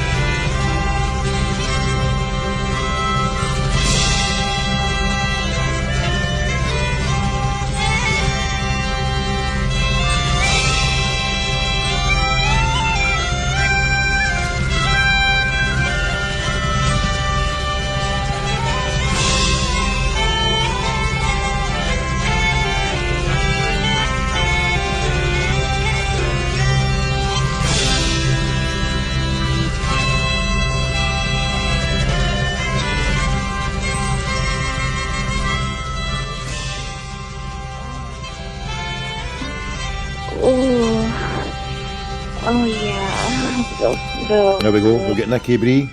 This is the body of an American that anybody would like to get into. Oof. Calm down, Nikki. Yeah. It's only me again. Yeah. Yeah, Nikki. Yeah. Tell me what you're thinking about it. You part-time or full-time? Oh, I think you're full-time, aren't you? And don't forget, Oh, no. you take pizza, Is that full-time? Discover, and good old-fashioned cash, baby. Yeah. Oh, yeah, baby. Exiting the system. Oh. Goodbye. It's one of the saddest moments of my show that I face on a daily basis. Nikki Bree telling me I'm exiting the system. You're pulling out. It's like the old one when the father walks downstairs, the father trucker walks downstairs and he sees his daughter straddling this teenage boy. He puts his gun to the back of the teenager's head and says, "Reverse out slowly and take your load out without spilling anything. Your brains are getting splattered." That's about it, isn't it? Reverse out slowly and do not spill a drop. Do not spill a thing. Right. Where am I taking this show to now? That's what we're saying here. Are we ready to go? I don't think we're ready to go yet. We're past the halfway point. We're past the halfway point. We're past the point of no return. And can't you like some of this? Oof. Right. The good brother, the parrot's coming up. If you want to join us, give us a call. 0141 416 1888.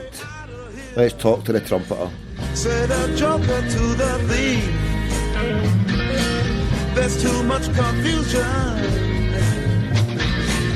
I can't get no relief.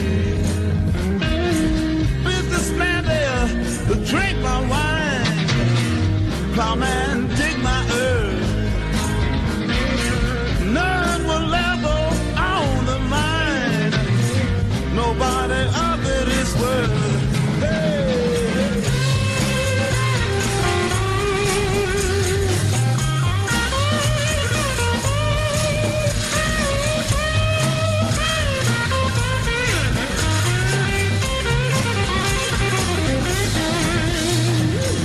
No reason to get excited. The thing they kind of spoke. There are many here among us who feel that life is but a joke. But you and I, we've been through that, and this is not our fate. So let us start talking falsely now. The hour's getting late. Hey!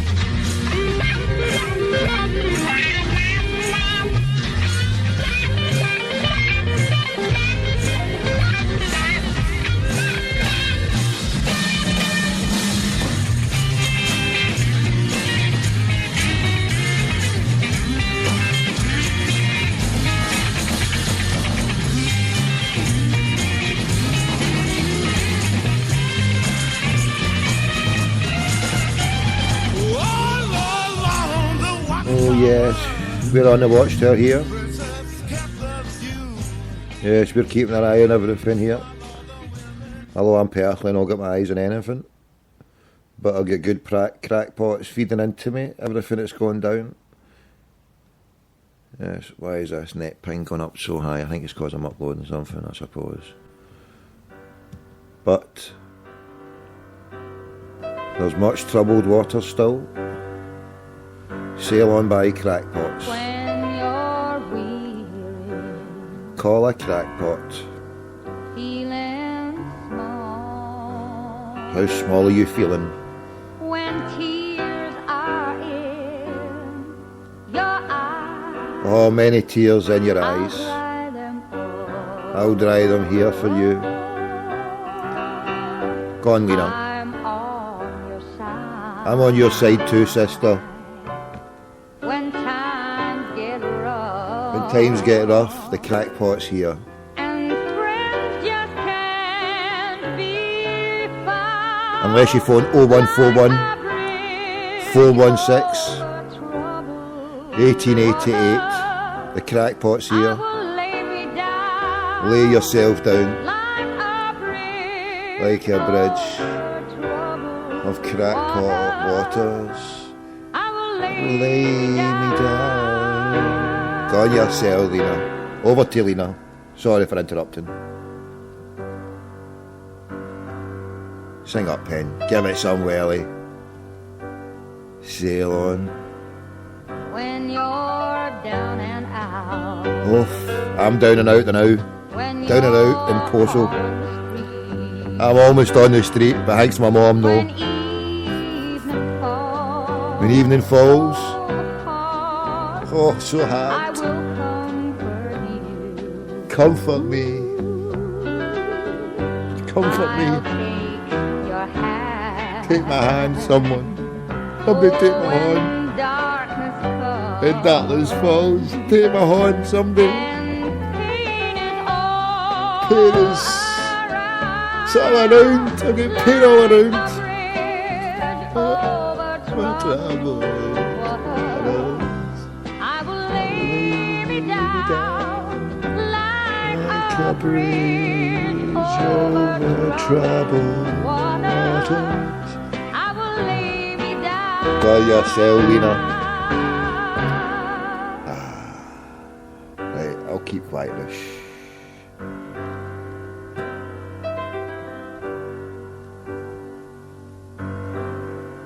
Sail on, silver bird. Sail on by. Your time has come to shine. All your dreams are there.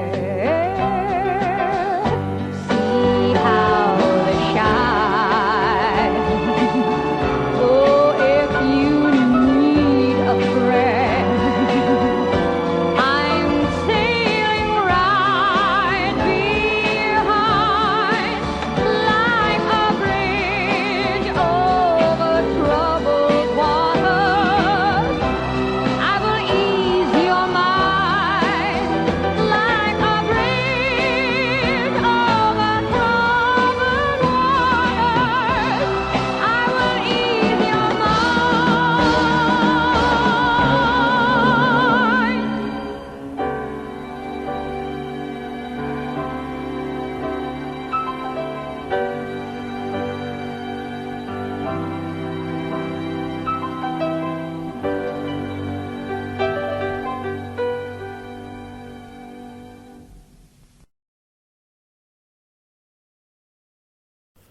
And we're back here, and so yeah, that was a crackpot earlier on there, pale and morbid, looking to go to the El Clasico, so you can get into the El Clasico flying out on a Saturday or the Sunday, but be careful, the game could be on any of those days, and if it's on a Saturday, you'll have to fly out on a Friday, but you can still go there 3 days, Friday, Saturday, Sunday, Monday, 100 bangers, there you go, 3 days. Free hotels, 3 nights in a hotel, you're away. And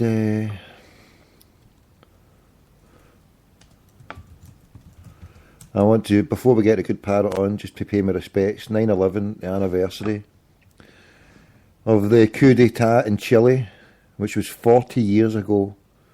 40 years ago, sponsored by the CIA. Sponsored by the CIA, where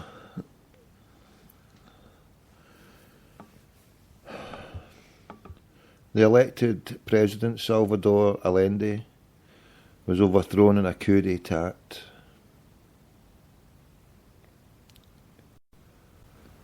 The US-backed junta was composed of the heads of the Air Force, Navy, the Carabineros, the Police and the Army. Augusto Pinochet eventually came to power within a year. He assumed presidency in 1974. He brought to end Allende's Popular Unity Party, instigated a campaign of terror on its supporters, included the murder of former Foreign Minister Orlando Letelier. Before Pinochet's rule, Chile had for decades been hailed as a beacon of democracy and political stability in a South America plagued by military juntas.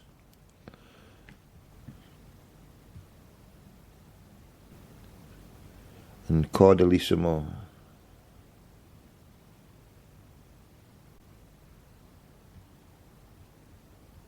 Political military leader at the head of an authoritarian power.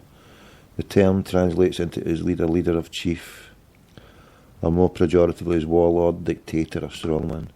Caudillo. Cordialissimo, Caudillo. Right. So fuck you, Thatcher. Fuck you, Pinochet. Fuck you, George Bush Sr. Fuck you with your coup d'etat. Viva Salvador Allende. Viva the Chilean people. 40 years on, we salute the courage, the indefatigability of the Chile people against the military junta, not of the good American people. No, because they're enslaved as well by the same military junta that's enslaved the entire planet. So my heart goes out to the good American people who are suffering under the jackboot oppression of the military junta, of the CIA, et al. So 40 years on, Visca Salvador Allende, Visca Hugo Chavez, Visca Catalonia, Visca Glasgow Celtic, Visca the parrot. Let's get the parrot on. Visca the parrot. Visca the parrot.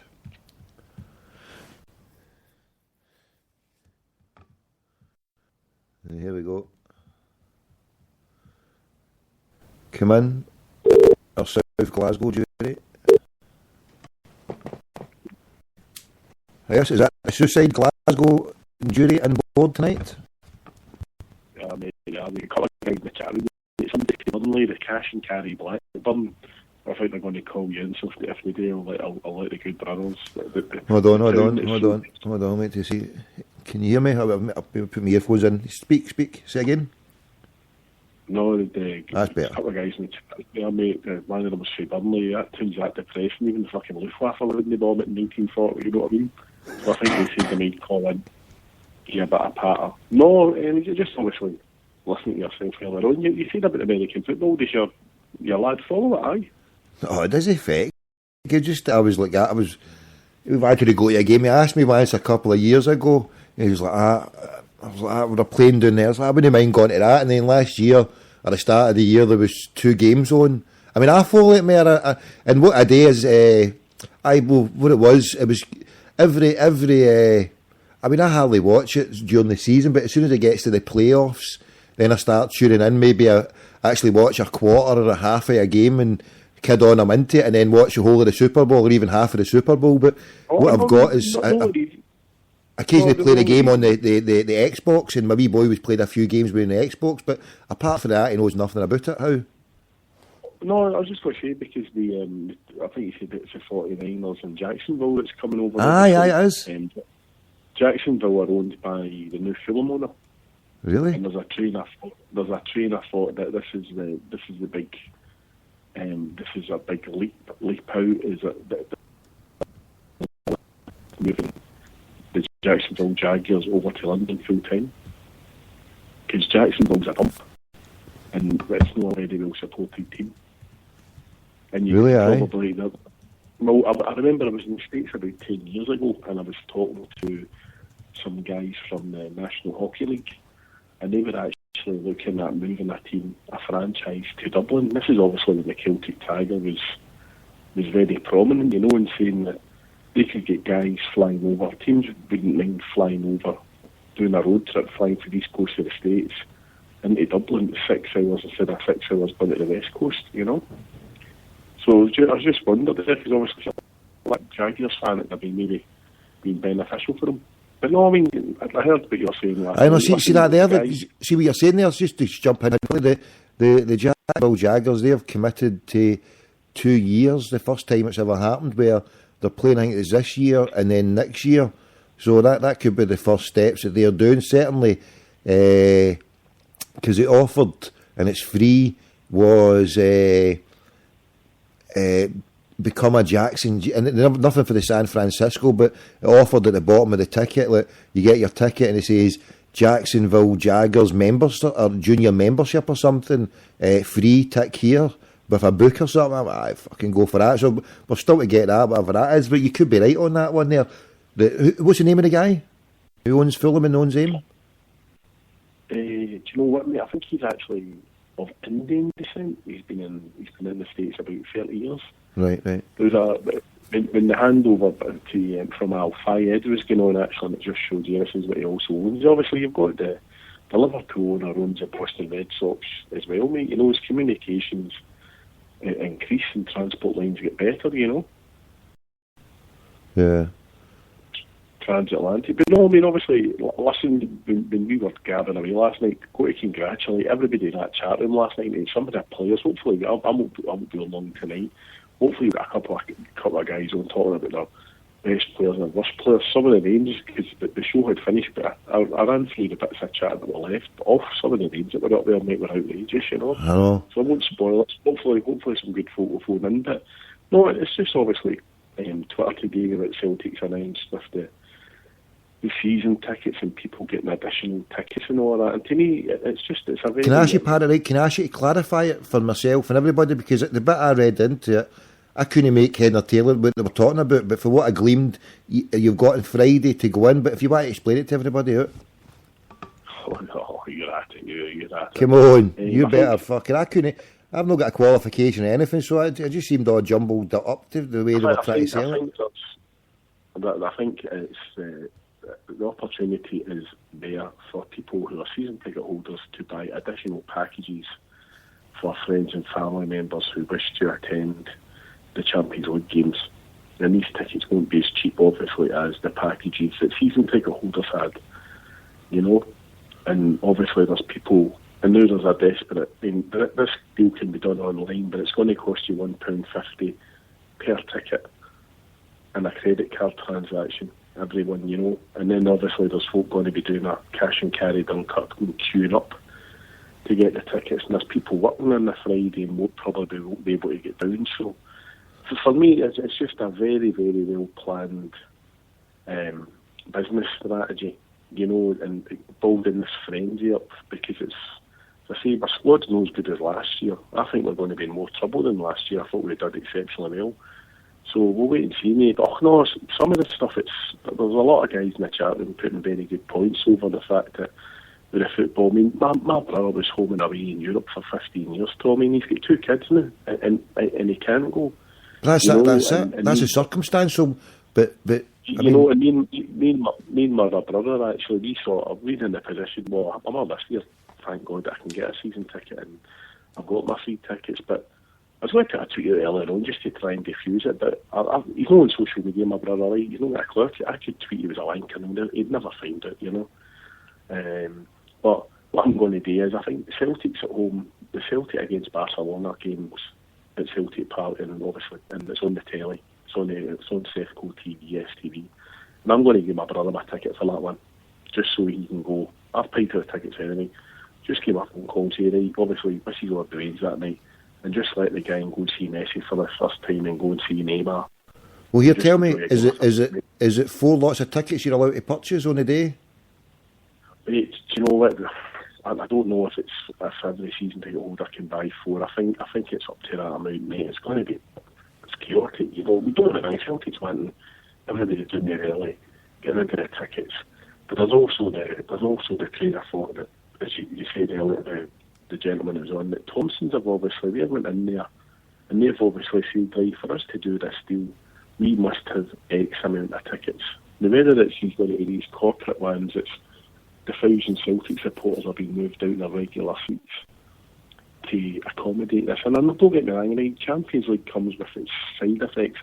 I've got a reduced, I've got the perks as a cash and carry seats a wee bit cheaper because I've got a restricted view. And I don't mind sitting a wee bit of fence in front of me. But you're going to get all these people. I'm not, because I don't baby anymore, I'm not something on my high horse, but you're getting the people who will be steaming, staggering about that ground. You know, we're not getting in there, they're not leaving the galley gate to 8 o'clock and getting in. You need that. Hold on a minute. But these are the same people who would turn up at the jungle before it got locked and made the jungle what it was. Before the jungle, you had to be in there for a certain time. These were the same ones who made the jungle. I don't know, I'm 6 foot tall, I've not got a problem with it, mate, I can see you with it, but I've got the wee old, as I said, with GWG and that, and I've got 3 wee 75-year-old guys sitting with me, and they get in their seat and they sit down, God love them, and they're not really going to be able to move, and they get up the stairs, and it takes them all their time to do that, and they're there every week, they're there for every cup game, and they're there, and don't get me wrong, we'll grab them up and throw them. But hold on, what's your point? What's your point? They go there and people turn up drunk are not supposed to go. You get the people staggering about that never go. Oh, where am I? You know, staggering about, get their tickets through Croc. And I'm not talking about the people who can't afford to go. And whatever, you're talking about the big game hunters that will pay the £400, and because there'll be people flogging tickets, mate, you know what I mean? It's a vicious circle. I mean, despite what I say or anybody else, there will be people who will be scalping others who are no big Celtic fans. They'll be like, well, he's not a big Celtic fan, I'll take a few £100 off him. But here, hold on, can I ask you this then? See if a Celtic fan was to turn round and sell to a non-Celtic fan and scalp them for a few £100, is that a right thing to do? No, because it's stopping a Celtic fan to see the game. So was that even worse then? Is that worse? Is that worse then? No, because Thompson's equating that because they're putting these packages out, and don't get me wrong, I'm not just doing it to Celtic fans, they're doing it to Arsenal fans, they're doing it to Real Madrid fans. So what's worse then? So if Celtic, hold on, right? So if Celtic, the club, actually do that, right? Is that no scalping by the back door in a legal way? I mean, you'll not get somebody buying a ticket for £40 and selling it for 100 or 200. You've got Celtic saying, here's a third party, they're a company, they're going to sell it for £180 and they're going to throw in a £30 a night hotel. You're having a laugh, Parrot. I mean, this is Celtic scalping, is it no? Is it? Tell me this then. With all that stuff I've done there, and I ask this question. Hold on.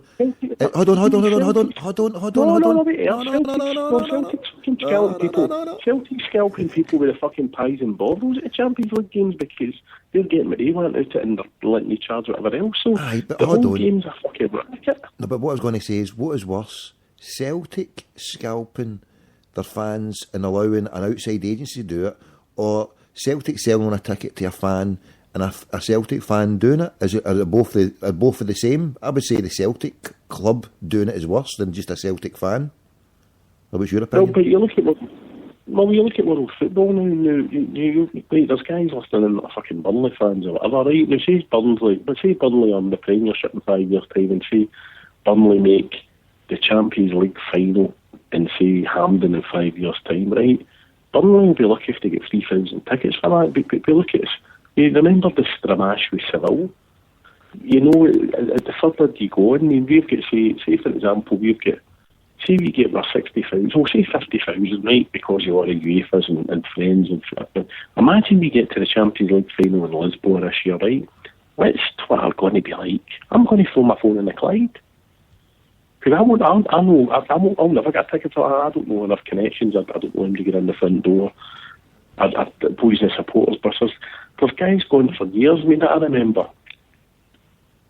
the best I seen was, I remember when I was at college in the North East, and it was Sunderland v Newcastle. Now this is like 25 years ago, and what they did was, the Newcastle sort of knew there was a playoff game coming up at the end of the season. Sunderland and Newcastle were in the position where one of them were going to go up. And what they done was, they says, right, to their fans. Now, the manager at the time was Jim Smith, the Bald Eagle.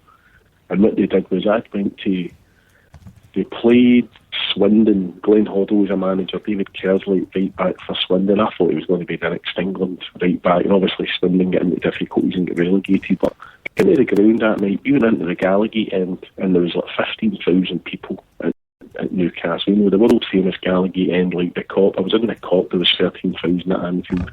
The Gallagher end, there was 16,000 in the stadium.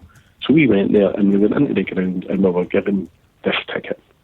And I sort of said to the guy, what's this for? And he went, that's a loyalty ticket. This is a tie-in gate. We were the season ticket holders, and obviously at that time, I mean, stand usually that did it in England. And they went, keep that ticket, because later on in the season, you'll call that in, and when it comes to a certain point, you might need it. So we went back on the Saturday. Newcastle played West Ham. I said to you before, Newcastle had Roy Aitken, Mark McGee. West Ham had Frank McAvenny playing that game, and the Gallagher was full. The stadium was absolutely packed, and I got my second voucher. Now, I was sitting in the Boozer, the county I drank in South Shields. I was sitting with the local football hooligan lads, the boys of South Shields. Don't know if anyone's listening if they're, my best regards. And they came in a palaver. There was me, there was a wee boy from Murrable, a Murrable casual, and there was a boy from Liverpool, a Liverpool casual, and we went to all the games together. And the lads were sitting there absolutely gutted, and they went, we're four tokens short of all getting into the game up at Newcastle. And we gave the lads their vouchers. Now that was 25 years ago. So my only gripe is there was people who went to the Cliftonville game, the first leg, the Swedish game, and there was people who went to the Kazakhstan game at Celtic Park, who are the season ticket holders. Right? Now, season ticket holders make the commitment, if they're available financially, to put that into the club and get it. And if people buy a £2,500 seat, and people get directors' boxes at Celtic Park and contribute to the club, they've got to get preferential treatment and get extra tickets. I've not got a problem with it. That's how football's run these days, unfortunately. But the football fans who maybe can't afford to go out, how for the love of God can they not say to somebody, listen, you were at the 3 games, but would you like, can they go give them a voucher to say, right, you might not go to afford the Barcelona, the AC Milan, the Ajax game, but you can have a separate ticket for one of them. That's what I'd like to see, Tommy, you know what I mean? Well, that's what I'm having to do. I went on the huddle board earlier on and put out a message here. Does anybody want to split the package? Because I'm no faulting out £115 for the 3-match package. So that's £230 for the 3 games. And I've not got any fault that out when I've not got the money and I've not got the time to do it. That's the new, you know what I mean? So that's why I'm asking other people to help me out. I mean, there's a few like guys like my brother, there's guys in the chat, and there's boys like there's good friends of the show. I'm going to mention them, but you know, in an absolute frenzy trying to get the money to get to these games because this is your season. You don't get me wrong, I'm one of the queer fish because I worked away for years. I'm sort of great if I go to the game, I go if no, do you know what I mean? It's on the telly, it's not the end of the world. That's what I'm like as well. The pressure that our support have been put under with this, and I know the clubs may be trying to, the club's being cute about it and getting the fans to do their marketing for them, but you know, hold on, right? All the season tickets have been serviced, right? Season alternative, right? They just turn round and do what they used to do. First come, first serve. So see all the non-season ticket holders who can't afford it. I mean, they say they're going to do a general sale on Saturday, so it will be first come, first serve. But the choices are going to be limited to those people who are non-season ticket holders. Do you think they should do it a different way? Do you think you should just let it go for a general sale instead of that on the Friday? Do you think that's a better way to do it? No, I think Jake the Snake somebody retweeted on the timeline, and he put the picture up of obviously beside the perch where I sit, that was kept for the Kazakhstan game, you know. I'd like to see anybody that had a ticket for that, anybody that could afford to go to any of the qualifiers, out of their first three, and maybe can afford to go to the free game package. I'd love to see them to be given the opportunity to buy at least one game, you know. That's what I'd like, Tommy, because everybody can afford the free games, you know. And as I say, the only reason I'm bringing my brother into it is my brother didn't go for years. He's alright watching it now. So he likes a wee punt. He likes his gigs. You know, we used to joke about it. The days are... I remember him joking him years ago. We used to get up in the morning, we'd go to the Kinderiggs Market, he'd get his baked toddy, I'd get a couple of pints, we'd walk along the Gallagate and go to the game together. And then you get a wee bit older and you'd go to these gigs and stuff and these bookies. But now it's... you get people that go to gigs non-stop and you get people that go to football. Very few can afford to do both hobbies unless you're very lucky to have a job that you can afford to do, you know. When we look at the club put the preferential treatment out for the away trip to Milan, and I think they thought they were going to get the frenzy if you're a grade A travelling fan because you take these amount of tickets. And that's a great thing, because if you go home and away with Celtic, but there's an elitism with your supporters base who go home and away to every game, which should be congratulated because they're there every week and they've always been there, etc. But as I say, there's this sensationalism that appears with the Champions League football games. It's just, to me, it's absolutely crazy, mate. It puts on so much pressure, it causes a wee bit of negativity for me, you know, or a hassle, but it's just very unfortunate that we're going to have a percentage of our support who are moved about because of these games for their normal seats. You know, it's crazy, mate. So I'm just hoping as many, see if people were half as vocal in that stadium as you were on Twitter about fucking the Champions League, mate. Our stadium would be untouchable in Europe, although we're at a very high standard with the selection and everybody getting torn in, you know. For me last Sunday, to go back to my original point, there was a lot of people at Celtic Park on Sunday you could see had never really been to many games. They got there early, they sat down and they enjoyed the match. The 60,000 people could go and watch a group of ex-players celebrating one of our great players' lives. The great thing about that was the product was affordable. Nobody was worried about who was playing or it's just a daft kick about John Bishop's going in a boy for one direction. People were allowed availability of the prices to go and watch to see Celtic playing a pitch. You know, you've seen everybody taking their lanes and all excited and all that. I mean, we think back, the Martin O'Neill team, that stadium was full every week. There was singing, there was rebel songs, it was Martin O'Neill, you know, and you see. Can I ask you something? Stop me now. Why did it change from that, and how did it change? Or why did it go the way it went then? Well, I'll ask you a question back. When's the last time we signed a player that there's a queue going down the street for Wayne's wanting the name of the striker or the player in the back of the strip? You come back 10 years, maybe 12 years. But hold on, is there no other factors there? See, the factor I was thinking of, right? I think the downsizing of the club's budget, which had to happen, obviously, after the illegal activities over at Ibrox, and we were involved in a false economy, which obviously nearly dragged clubs like Dunfermline and Hearts to their death the following the old Mankey mob. But the club had to downsize the product a bit, but they've also got very sterilised, and that's another argument for another day. The club's totally changing its dynamics with their iTunes, and the Scottish government sort of cracked down on what you're allowed to do and all that, you know, and there's a difference. Right, but hold on. You've no mentioned the effects of the recession and the effects of what I think, right, there's two effects at Celtic Park that are played into it.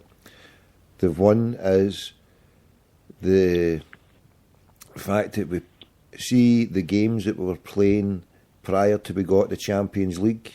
So from 95, 96 till about Martin O'Neill, to Martin O'Neill till we got the first time in the Champions League, because that time we won in '98. We get put, was it Croatia Zagreb that put us out before we got to the proper stage. So the first time was under Martin O'Neill.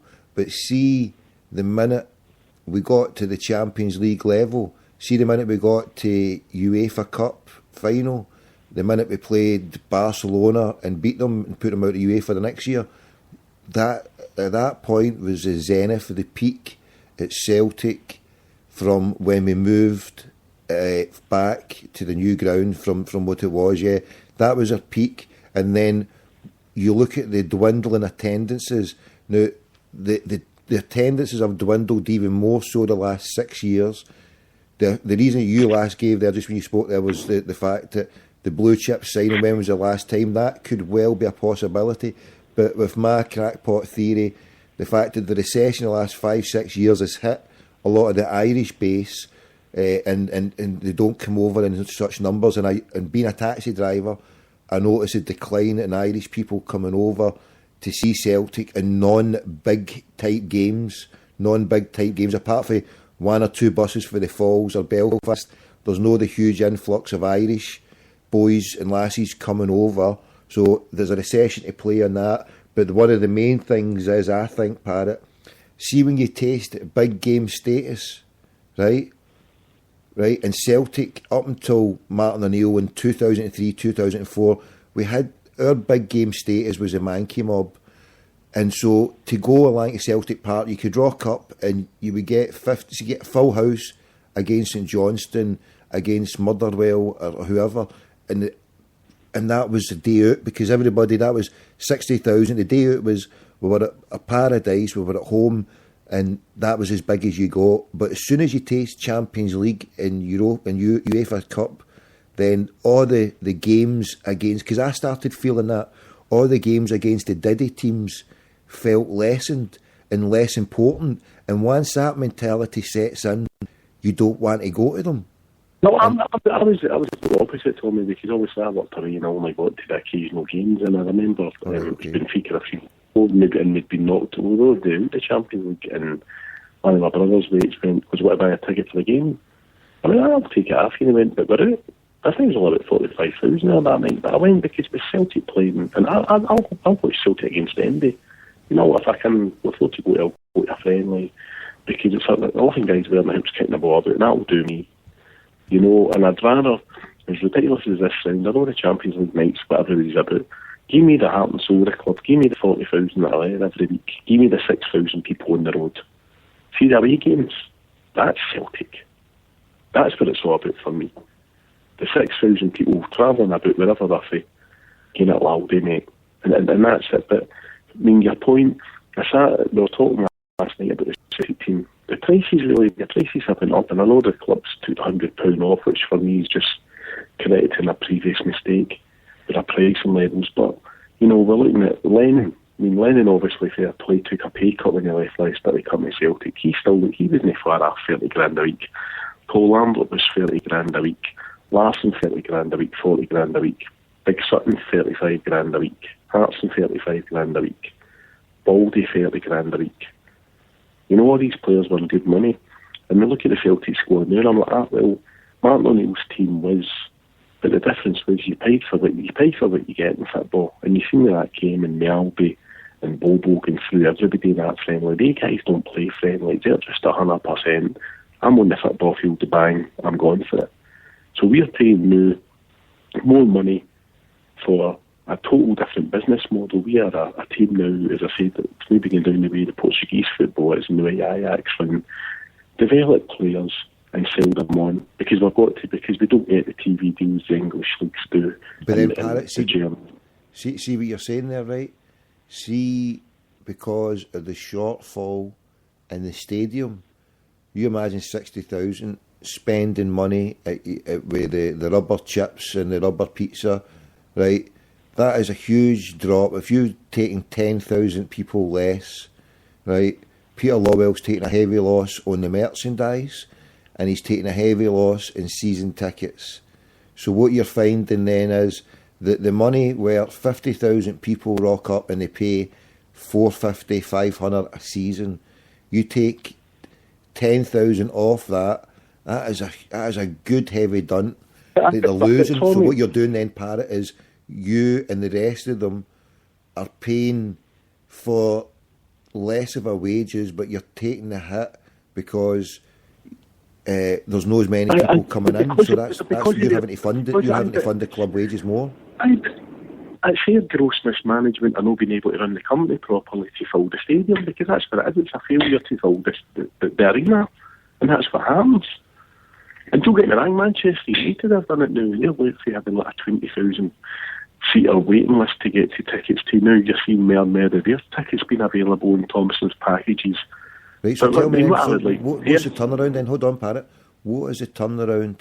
If we were to get in there... Well, I'll tell you the turnaround now. You start a cooperative, you take some of the £16 million transfer money, you put £5 million into a cooperative community bank, and what you say to people is, all right, you might not be able to afford £300 or £350 things off as either a finance payments, but what you can do is you can pay us £40 a month, every month, or whatever it's going to be, or £25. Give them a Celtic pay point card. You go in and pay your pay point. You pay a £5 a time or a £10 a time on your pay point, like you do your council tax. You walk into the wee corner shop and there you go. You put a tenner onto your ticket. I mean, that's a tenner a week. Break that down. You're talking. That means, and I mean, you start the cooperative, and that means people say to you, right, you're putting anybody can afford to put their season ticket money into blasting. You've put a corporate box in there. It's £2,600. You're probably claiming half it back after tax for entertainment. That £2,600 can go into a cooperative bank at Celtic Park. They can employ 4 people to run a wee Manoj thing. People, as you say, can do it with a card, do it with a smartphone, do it by a PayPal account. You pay your Manoj money in and you get it going. You then subsidise supporters buses doing it like that as well. And you do that. You Celtic say to a company, right, if you give supporters buses X amount of reduced rate, we will give you that money. And you do it like that, and you get a community spirit going, and you get a club back, and you start getting the stadium full every week.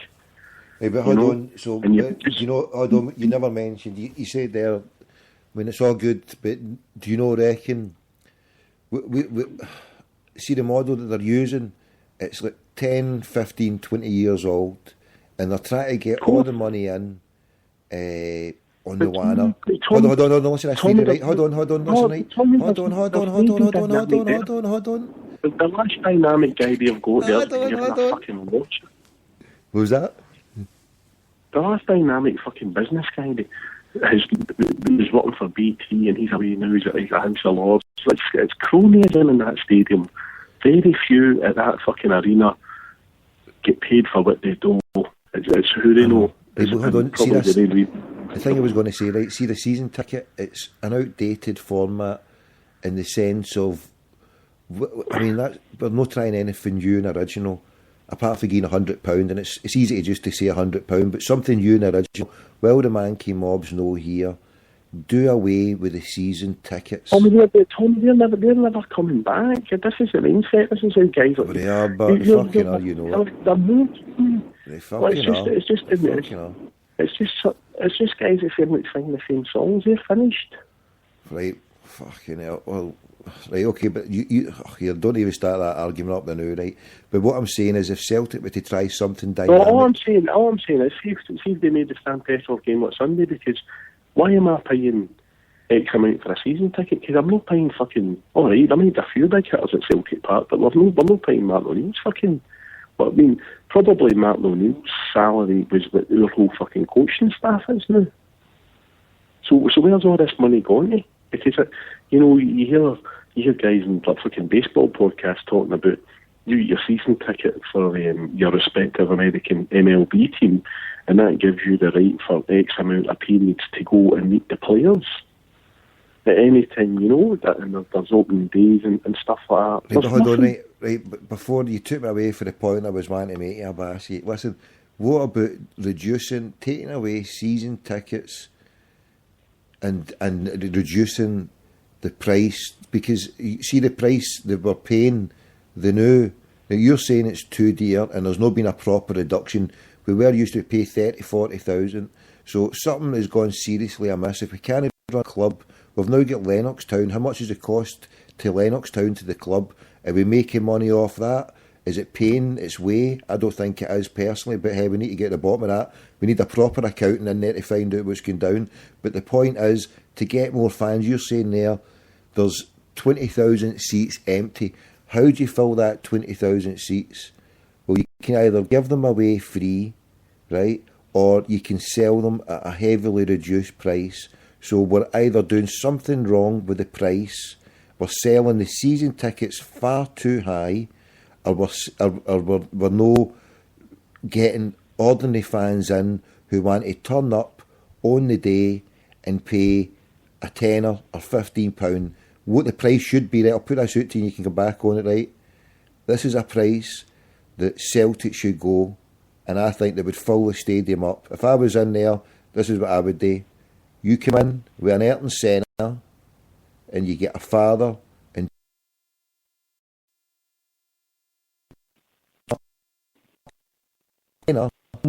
you can bring an adult and two Waynes. Do you think you would get the ground full with that? I'd say a tenner for adults and a fiver for a Wayne. As you say, for an extra fiver for a Wayne? Okay, away you go. You're right. Fucking put a fiver down, I'll give you a tenner. But you David Murray, let the Waynes in for nothing. A fucking tenner for the adult and two Waynes can come for free. We get 60,000 people. We get 60,000 people in that stadium on a Sunday for the Stirling Petrov game, right?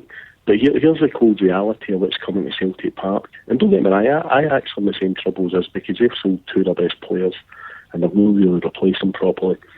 But Barcelona's coming to town with Messi and Neymar, right? And that's what you're up against. Milan's coming to town with Balotelli, and we've got absolutely fucking nothing. We have nothing. The only thing Champions League about us at the moment is the tent they're going to be putting outside at the front of the stadium, Tommy. And that's it. You know, and whereas the club can be congratulated for the Kerrydale suite, which is fantastic, and it gives travelling support an opportunity to come in, including children, to a wee bit of entertainment and drinks and reasonable price food. There's nothing else there working at the moment. Because make it a tenner. Yeah, Parrot, hold on a minute. Parrot, how much is the season ticket per game value? How many games do you get and how much are you paying for it? Well, but believe it or not, right, and this is a totally fucking ironic thing. My season ticket, because I'm reduced view, my season ticket's £280, right? But there's no gimme. You either buy into that, but if you want an individual ticket, it's £24 or £25 or £26, whatever. So many games you get for your 280? Is it 19 games? Aye. Right, which is fantastic, right? But that works out at £14.74. £14.74 per game, right, for your ticket. But some people are paying 450, right? About 400. Say the average is about 400. Would you say? Aye, but there's people taking the zebra finance on, Tommy. I mean, Celtic's charging people £1.50 for every ticket for it. It's not like the transaction saying, right, you're making a credit card transaction. John Paul's tried to fucking dispel this and try his best to answer, but it's not coming out well at all. People's putting up for free tickets when they're getting charged £1.50 for every ticket in a transaction. It's absolute criminal. If you're paying £500 for a ticket, now the last time I looked at my uncle's one, I'm sure it was about 500 bangers. That's £26 for a game. £26 for a game. When does your uncle still got the season ticket? No, because he doesn't use it now, and it's under the Wayne's one. The only time he uses it is when he upgrades it, and he's allowed to do that twice, and that was for the Old Firm games. Or see for the Champions League, right? He's had to pay 115. Aye, but when your uncle had it, he was watching Larson. When your uncle had it, he was watching Hartson. When your uncle had it, he was watching Lambert. When your uncle had it, he was watching Lennon. Right? Well, that's what I'm saying. Hold on, that's what I'm saying. See when you take 20,000 fans away. See when you take 20,000 fans away, See, when you take 20,000 fans Peter, away, look, that's you. You're paying for that. When you take 20,000 fans away, you're paying for the shortfall of them disappearing. So that's why you're not getting any money back. Going to come out, no, but Tommy, listen, Peter Lawwell's going to come out. Jock Stein's anniversary, God rest his soul, right? Jock Stein in the European Cup's in a cupboard now. That's it. We've got the one star to say that once we were very lucky to make a collective group of men, a world-class manager, and we won the European Cup. GWG was there, sober I hope. And then we went on to have a fantastic team with guys like Danny McLean, Kenny Dalglish, but we then went on to have products, guys like Charlie Nicholas, Bombs Day, Brian McCower, Roy Aitken, Davey Hay, etc. But now we sell ourselves as a Champions League club because we're scraped in it again. We charge Champions League prices. Now we're not like Man City. Man City's charging £85 a fucking game or something. So I'm not saying we're that bad.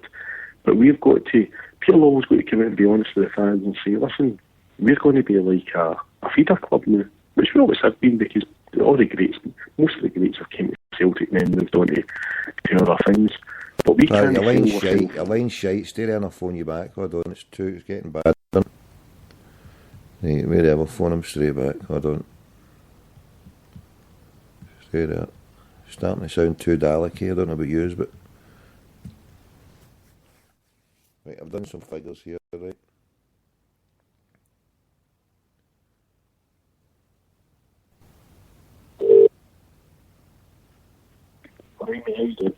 No, you were getting to sound too much a Dalek, right? What were you saying?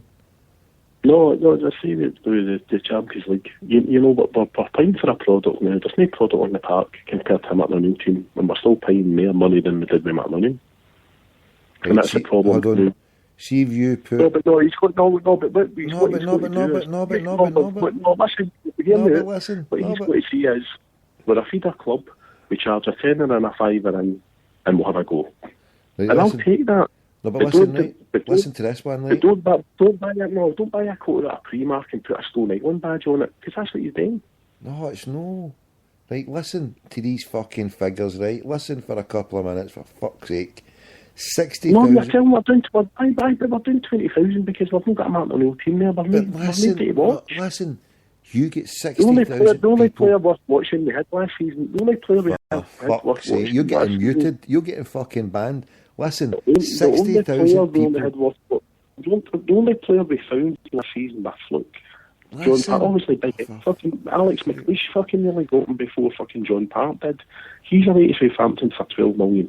That was always worth watching her last season. And he put his tools down. He put his fucking tools down apart for the big games. Listen, 60,000 times on average £25, right? Because the Zenith was back in Martin O'Neill 2003 with 60,000 fans turning up every week, right? And we were getting, on average, because up until John Barnes came, I know the price of the ticket because it was me that was paying for it. And then I remember looking at my uncle's one at the time of Martin O'Neill, and it kept going up a wee bit. So it went to about 500. So I'm working on average 25 bangers. That's £1.5 million per game. Celtic on 40,000 fans, and we're being generous at that now, on £25, even though it's maybe 24, they've maybe reduced it and maybe a bit more, but we're still using the same. That is just £1 million. So that's per game a hit at £500,000 without taking into the catering. So £500,000 per game times 19 games, right? Times 19 games is a hit of £9.5 million. £9.5 million hit just by losing 20,000 fans paying on average a 25. So £9.5 million off the wage bill would probably equate to when you were paying, I think it was back then, quote unquote 50 to maybe 55 million, or maybe round about that. So now our squad bill, that was a total bill, minus all the rest of the non-playing staff. I think you might have found that about the top end about 30 or 35 or 40 million. Now our playing bill is probably doing about 20 million.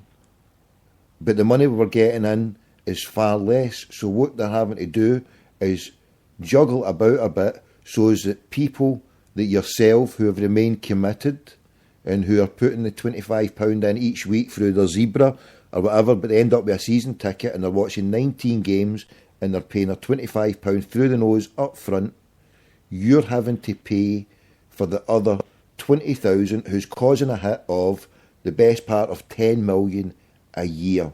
So wherever that 10 million a year is coming from, that has got to be balanced out with how much has gone in there. So that is a problem, Pat. That is a problem. But the problem is that the club's mismanagement and failure to do its job is causing a division in the fans, because the people who are lucky and blessed enough to go every week, no, they're blessed to go every week, right, are being failed tremendously because the people who can't be. But how are we going to get 20,000 back paying this extra $500,000? Well, how did they manage to get 60,000 folk to pay a tenner to watch a guy run a football field on Sunday? It's Celtic fans, it's the Celtic day. Everybody wants to go and see Celtic every week. They've just got to be allowed the opportunity to be able to do it. But hold on, then. Yeah, if you want Celtic to run that model, then you can't ask Celtic fans to pay two different levels. You can't come in and say, okay, we're doing a season ticket at £24, £25 a game, but every week we're going to sell them at £10, £15, because then the next season nobody's going to buy a season ticket. I'm saying everybody's season ticket goes down to a flat rate, because we are running a model of being, if you listen to if you read Brennan's fucking blogs all. No, but listen, if Brennan and all that lot portrays, oh, we're doing this and we're doing this and we're doing this, there's a couple of fantastic young players coming through at the moment, but that's really it. There's been nothing else come through. You look at guys, I'd rather see the fucking scouts out getting their young Scottish players like McCarthy, who fucking alright, he's an Irish citizen for Castle, but he's slipped away. All these players that have get through, it's failing tremendously, Tommy, it really is. And here you go, Parrot, right? See if you put 60,000 through the door. If you put 60,000 through the door at £15, you only bring in 900,000. But if you put 40,000 on the door, hold on. If you put 40,000 on the door, you get $1 million in for 25. Tommy, you don't put fucking 5-star diesel into a Skoda. No, but listen. If you put in 40,000 people charging 25, you get $1 million. If you put in 60,000, you only get 900,000. So why don't they take that hit for that 100,000? Why don't they take that hit for that 100,000? Because surely at that extra 20,000, they're going to make that 100. They only need a spend of a couple of pound off everybody to make that back on the merchandise. See if you get 60,000 in the ground, it takes away the pressure on the guys and girls in section 111 who make the majority of the noise. You get more collective groups of people involved. I sat there with fucking 60,000 sitting on their horns when fucking before the Green Brigade was there, when there was 60,000. There was 60,000 there under John Barnes on Joan Vengloss, who were sitting there in their horns and no singing anything. It was a fucking morgue. It was a morgue for all the wee Diddy games with 60,000. Don't worry. But for me personally, I'm a realistic, romantic and a Celtic fan to accept that, you know what, wherever we are, we hopefully win the league next year's.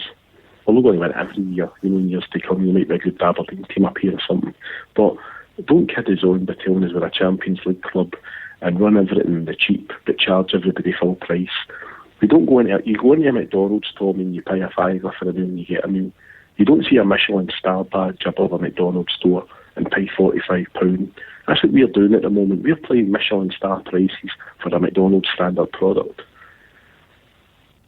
And our chief executive has been paid Michelin star fucking front of house salary when he's actually just a fucking McDonald's crew chief. No disrespect to McDonald's crew chief listening. And that's the problem. The salary's been taken by the personnel who work in Celtic Park do not equate with what they actually do. If they all, and listen, there's a point, whoever got John Paul Taylor his job back is doing fantastic, because that guy is interactive all the time. There's not enough You know, the team I've got just isn't doing it for me. I'll accept it, but listen, charge me a tenner and I'll stand and let Pyro set it off and cheer that team on as they do every week. But don't charge people £25 million or £25 a ticket for saying we're trying to get players who didn't. You're saying a tenner, Parrot. I've done the figures here. Even at £15, you only get 900,000. So if you charge, if you charge a tenner at 60,000, you're only going to get 600,000. You keep running on this. Where are you getting these fucking figures for your model? You're doing fucking Brennan's Koran. Listen, I'm just timesing 60,000 or 40,000. It's simple math for fucking matics. They can't run it on a tenner. If they can't, they're working on. He's a fucking accountant. You're dealing with a fucking bean counter. He's a fucking 100% bean counter. Aye, but we're talking. It's Lobel's bean counter. He's not fucking. He's not an accountant. He's Lobel's bean counter. That's what I'm saying. So he's sitting there costing it all out. He's sitting costing it out. Every fucking West fan. He's working out how he fucking... Hold on a minute. Listen. Because I'll lose my point.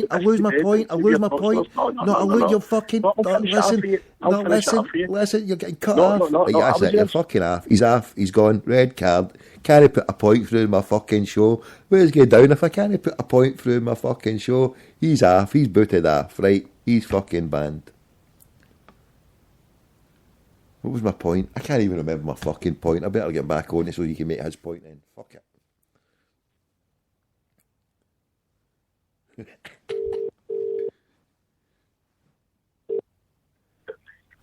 You're outrageous. I was trying to make a point and I have to bring you back on because I fucking forgot the point I was making. So what's your point then? We're going to do this and this will just put this to bed right now. Put you to fucking bed right now anywhere you're right, we're going to run through the Celtic team and we're going to run approximately what run through you. Fucking right. The goalkeeper, Fraser Foster, what's he on the week? About 20 grand?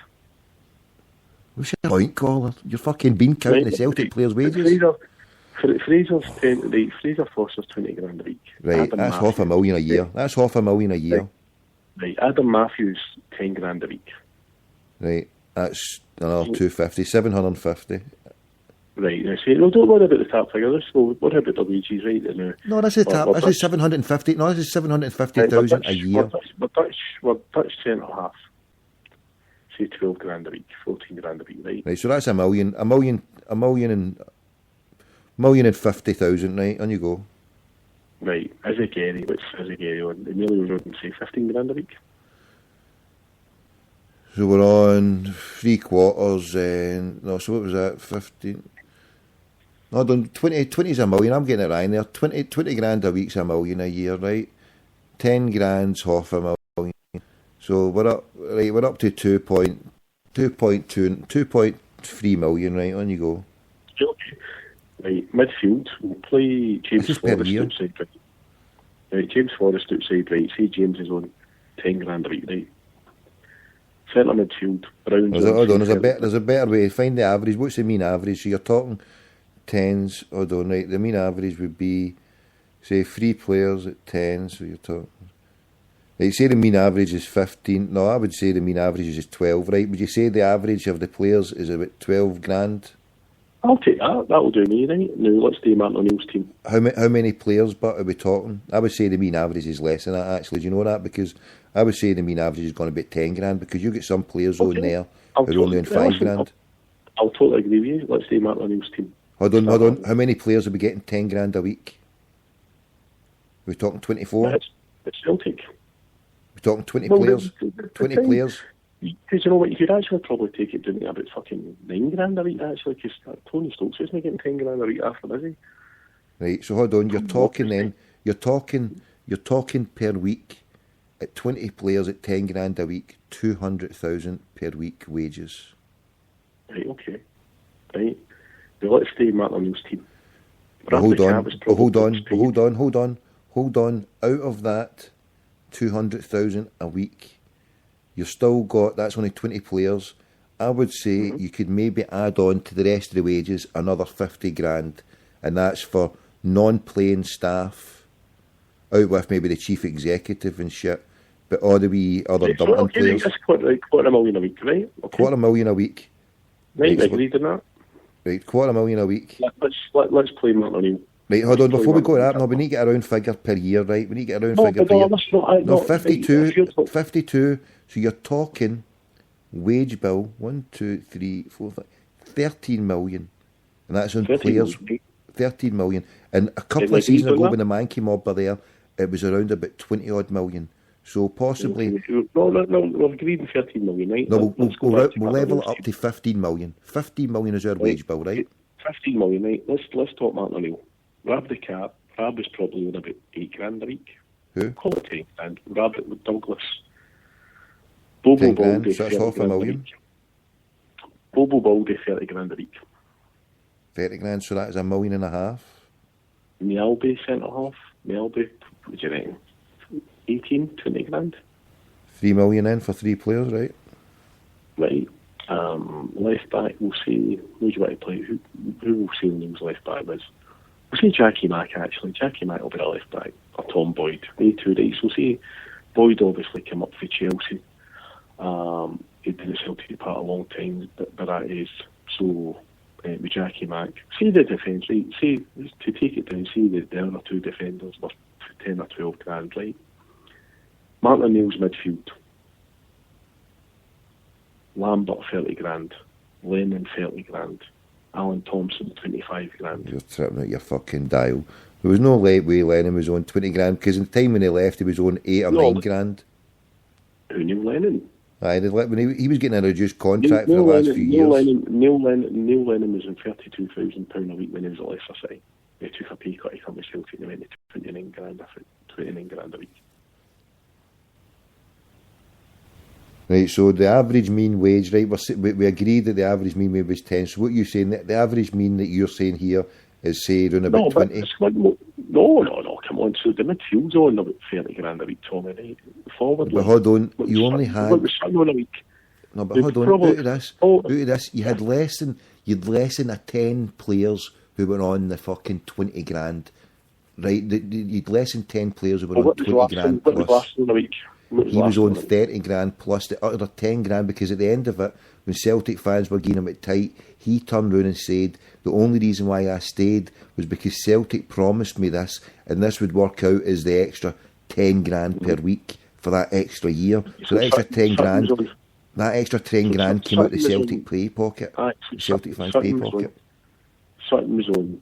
But hold on, so we're getting that right there. So Larson was on 30 grand, he wasn't on 40, because that extra 10 grand a week, as he came out and said, was that Celtic promised me this game and all the proceeds would go to me, and that was part of the wage. So he was going to get his million for that game. He would get $1 million for that game or whatever it was, and that would be his 2 years' wage. So I'd say the Celtic's first 11, I'd make a rough estimate that say the average wage was maybe 20 grand a week, 21 grand for the first 11. For 11. That's the first 11, right? Right, hold on. No, we'll go for the first 10. We'll go for the first 10. Right, the problem Martin O'Neill had though was... That's 200,000 a week. That's still 200,000 a week. Aye, but he still... No, but he had his backroom staff. Martin O'Neill was on there. Martin O'Neill was probably on fucking... What was he on a year?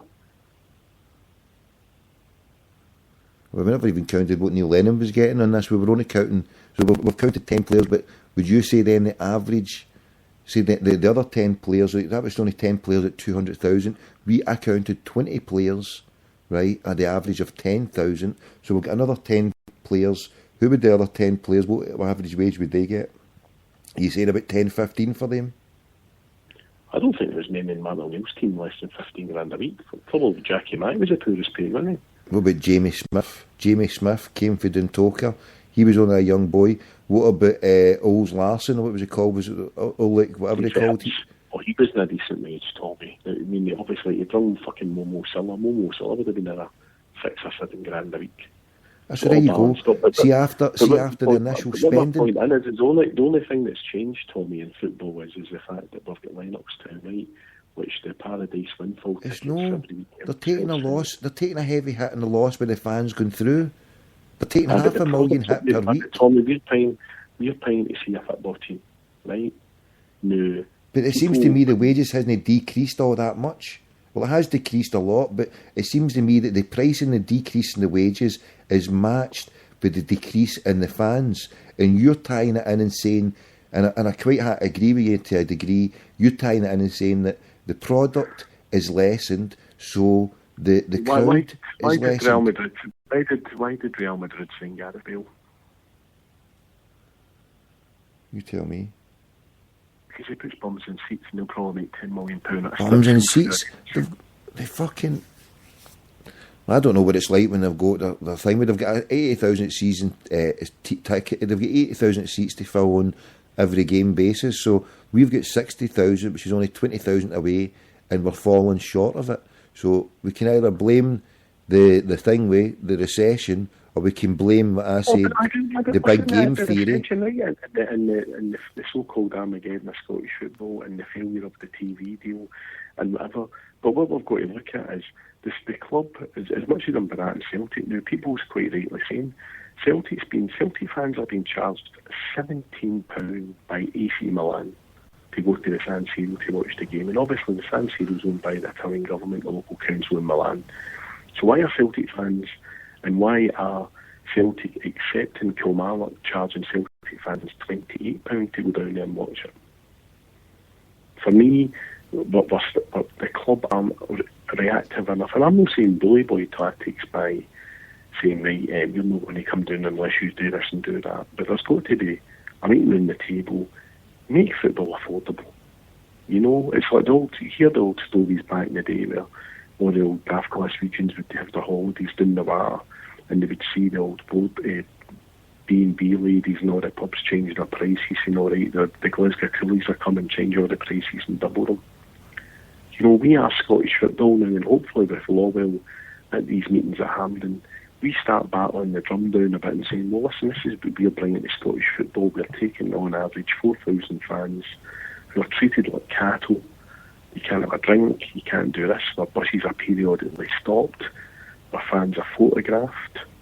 You know, and that's just the fans. I'm not talking about any ultra elements or naughty boys and girls sort of thing.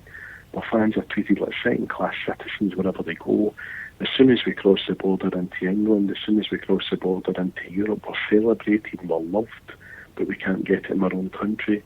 But the club don't seem fit to call a summit over it and demand answers to think why 60,000 voters. I mean, obviously, there's the gentleman from Govan who's taken up, he's voting in the seat at the by-election for Govan, and he's gone up against SNP for the fact. And it's not just Celtic fans, it's all football fans against criminalisation. And obviously the George Square meeting where I met you at a few months ago, this is beyond, but this is the whole thing of football now, has got to get reproduced. Scottish football's had the Murray 20 years of everybody bringing in an internationalist England they couldn't afford, and Celtic fans getting caught up, you know. I mean, GWG may come on after I hang up and say, what happened did Celtic when Celtic won the European Cup, when Osborne Lions won it, but 1968, the season tickets or the pay and double? You know, because I'm sure the players' wages never went up much, so you know, Celtic Park for the years, it was always the same price, and then we've got, all right, the stadium had to be paid for, SEPT and all that, but we're sitting there now, you know, look at what we're brought in, we've sold fantastic produce, players wanted to leave, I accept that, you know, there might have been difficulties getting guys in, but surely we've got Lennoxtown in and we should be able to develop our own players good enough. There's too much a feel-good factor and relaxation. There should be somebody going round that fucking stadium with a hot pointy Jagger, mate, at their asses. Yeah. Probably the way Stein did, you know, just keep see the team that you wax lyrically about Martin O'Neill's team. How much revenue did we raise and how much did we lose on our prized asset?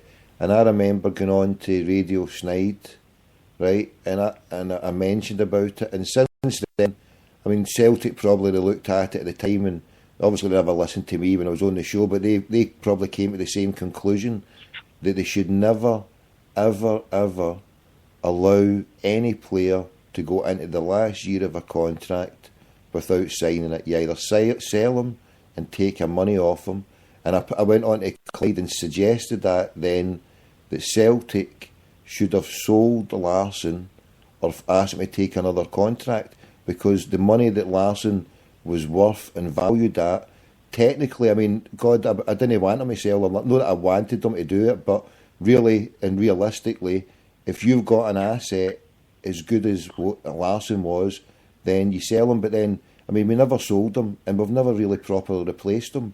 But at least you take the money. But hold on, we've now sold Wanyama. He's never as good as Larsson, but we sold him for 12 million. We took a heavy profit, and the chances are we're going to struggle to replace him in midfield. But what do? We're a small club, and you got to take the money where the money is, isn't it? So we never took it with Larsson, and we hopefully learned a lesson. The unfortunate strategy was the guys like O'Neill he was loyal to players like Lambert, and let Lambert go and get his 30 grand a week and go and do his coaching badges and fucking generate the time in this games. But that was the way you want to see the man manager, the same way as Mourinho was back at Chelsea. If a player needs a day off and my kid's not letting me out, take the game off because I know you'll make it up for me in the next game. But you're putting me off my train, I thought now. But all I'm saying is I totally agree. We can't, no football club can afford to let a player run down. I always remember, for me, the start of the collapse at Ibrox was they had somebody like Paul Gascoigne. For all he was a fantastic player, and they decided to punt him to Middlesbrough. And Walter Smith, in his vanity, decided that he had the opportunity to punt to sell Laudrup, and they decided to keep Laudrup for his last year. And it worked out against him. Obviously, he went to Chelsea, and his wife was wanting to go on the telly down in London, and it all failed, and it failed.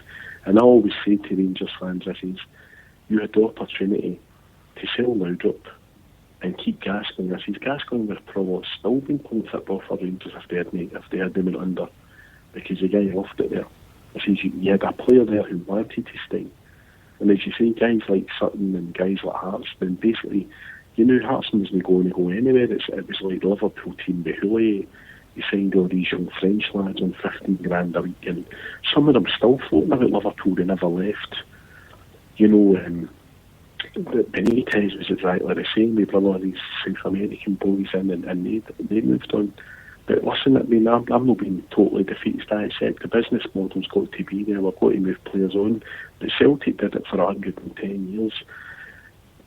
Kenny Dalglish left, Charlie Nicholas left. We've always been a selling club. But we've not got the model right. We've not got the model perfect on how we do it, I don't think, still. But you know, we get caught up in all the hysteria. And last year was fantastic with Barcelona, and they beat them at Celtic Park. But we're kidding ourselves. Although we're in the Champions League groups, we've got to realise where we actually are in it, mate, because we might send people wearing nice shiny suits with nice ties on, sitting in Switzerland or wherever the draw is, the south of France.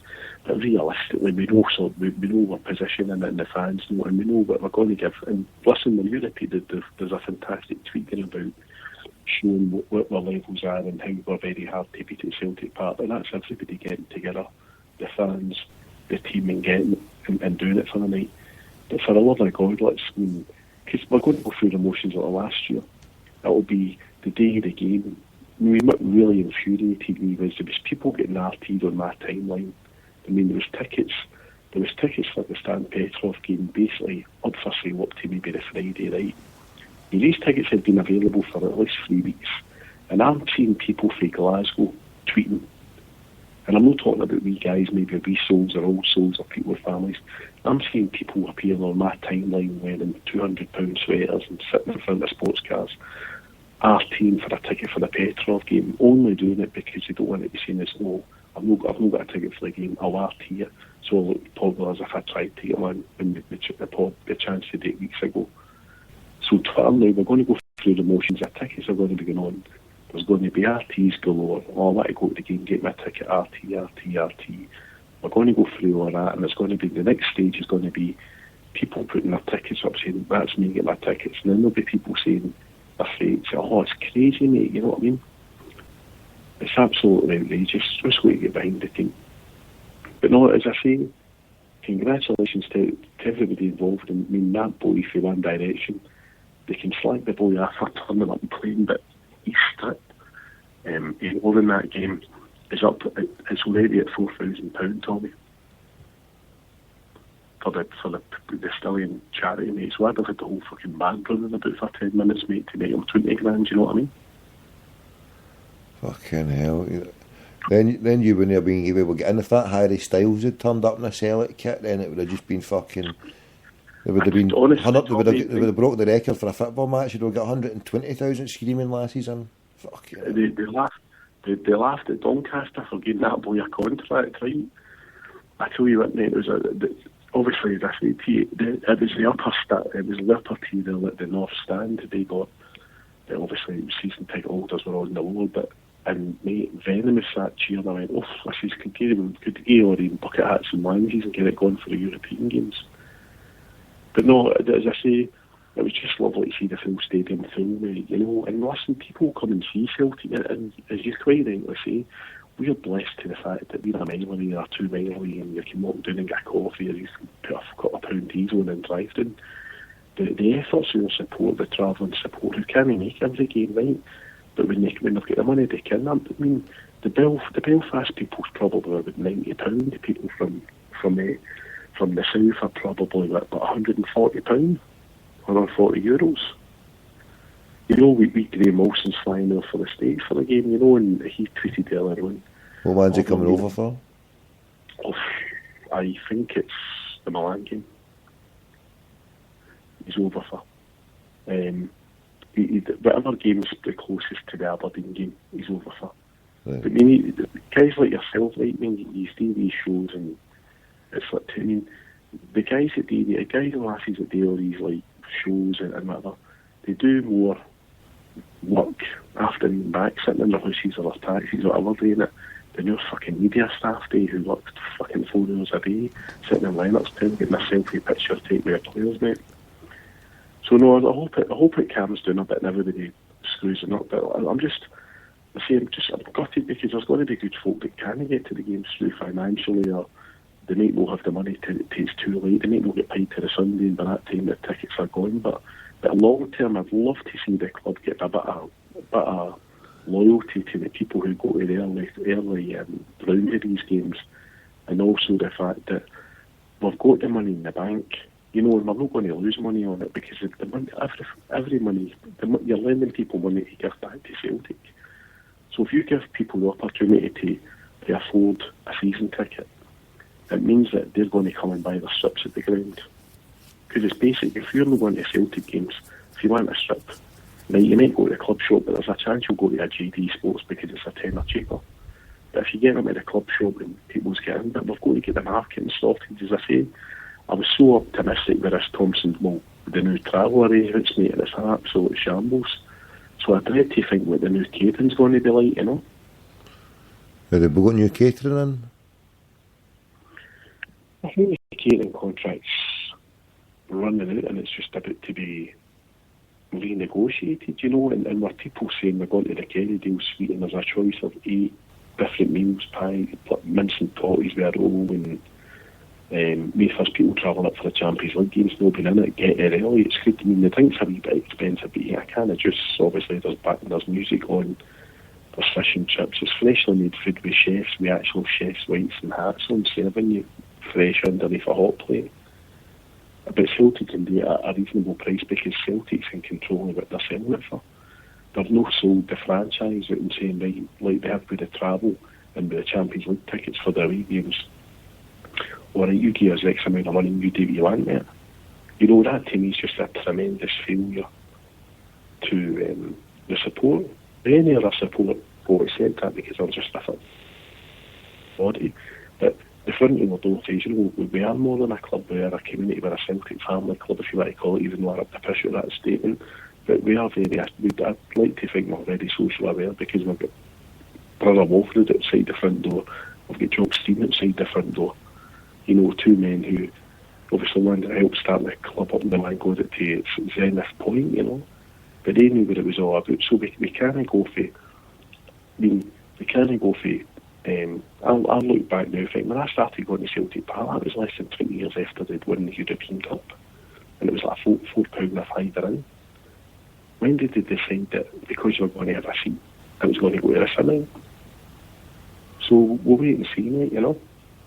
Well, do you know my first season ticket when we went back in Celtic in 1995, August 1995, was just around about the £200 mark, and it was in 410 or 409. It was right next to where you are, right on the turn, just right in the corner bit of that bit where it overlaps where the Green Brigade, right underneath it. And it was maybe about, I don't know how many rows, I think it was 409, or was it 409 or 410, something about there, but close to where you are. And it was round about, my mum bought it, and it must have been about a couple of £100. And that was then, so but then, go back, see you go back 5-6 years before that, you could turn up at the old Celtic Park, and I was only 16 at the time, and I was paying £150. Of course, but then we're looking at also, it's we're halfway through September now.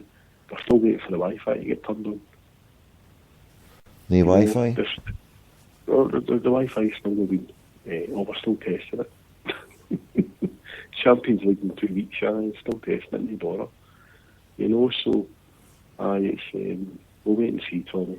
As you say, don't get me wrong, end of it's, obviously you've met me yourself, but end of it's never met me, must think I'm just fucking walk about with a clerk of works clipboard, but you know, I don't mind, see if we were like a Partick Thistle, or if we were all fucking Morton fans listening to a wee family club who staggered on for pillar to post, we're paying fucking top drawer. You know, you don't pay to go and see your dentist. Don't give your dentist £150 from it to go outside the Starbucks and get an Albanian first year apprentice dentist in to give you surgery. No, but the government will subsidise, the government will pay it for you. Get down in your government, get on the DHSS, they'll pay it for you. Well, sign on. We're paying machine that suits a lot of money. And I know they probably do a lot of deals and all that, but I'd like to see our Marine House in order before fucking the chief executive goes mincing about fucking Hampden, you know? Look, if you can't beat them, join them. I'm going to look at a new suit in Oxfam. I'm going to get the Scotch broth lentil soup out. I'm going to get the tartan rug out. I'm going to join them. I might be an even more penniless billionaire, but if you can't beat them, join them, Para. I'm joining the suit brigade. What do you think? Will they let me in? The SSB? What I think we need to do is we need to get you a press badge for the Champions League nights by the Sky tent and that. We'll get you in there, Capo. A fucking jetpack, fly me over the top. I'll abseil from the tap dancer. I'll take out the fucking focus guy with the camera, and I'll fucking come abseiling down. And as I hit the ground, as I'm about to get me, and then the jetpack will just fly me off into the night. And unless you want to sing the Soldier song, you better bid good night and hang up. I'm going to go. God bless you. He'll speak to you soon. Hare Krishna. Harry Carpenter.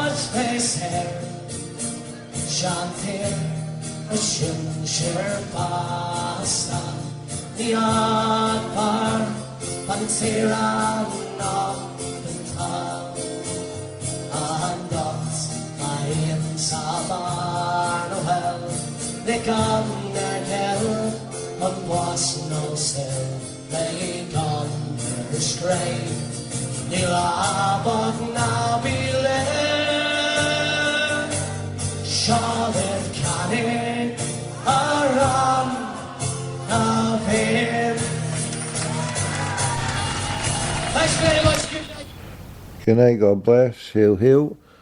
I was playing that, I was thinking, should I do another show? Nah. See you tomorrow sometime. Hail, hail.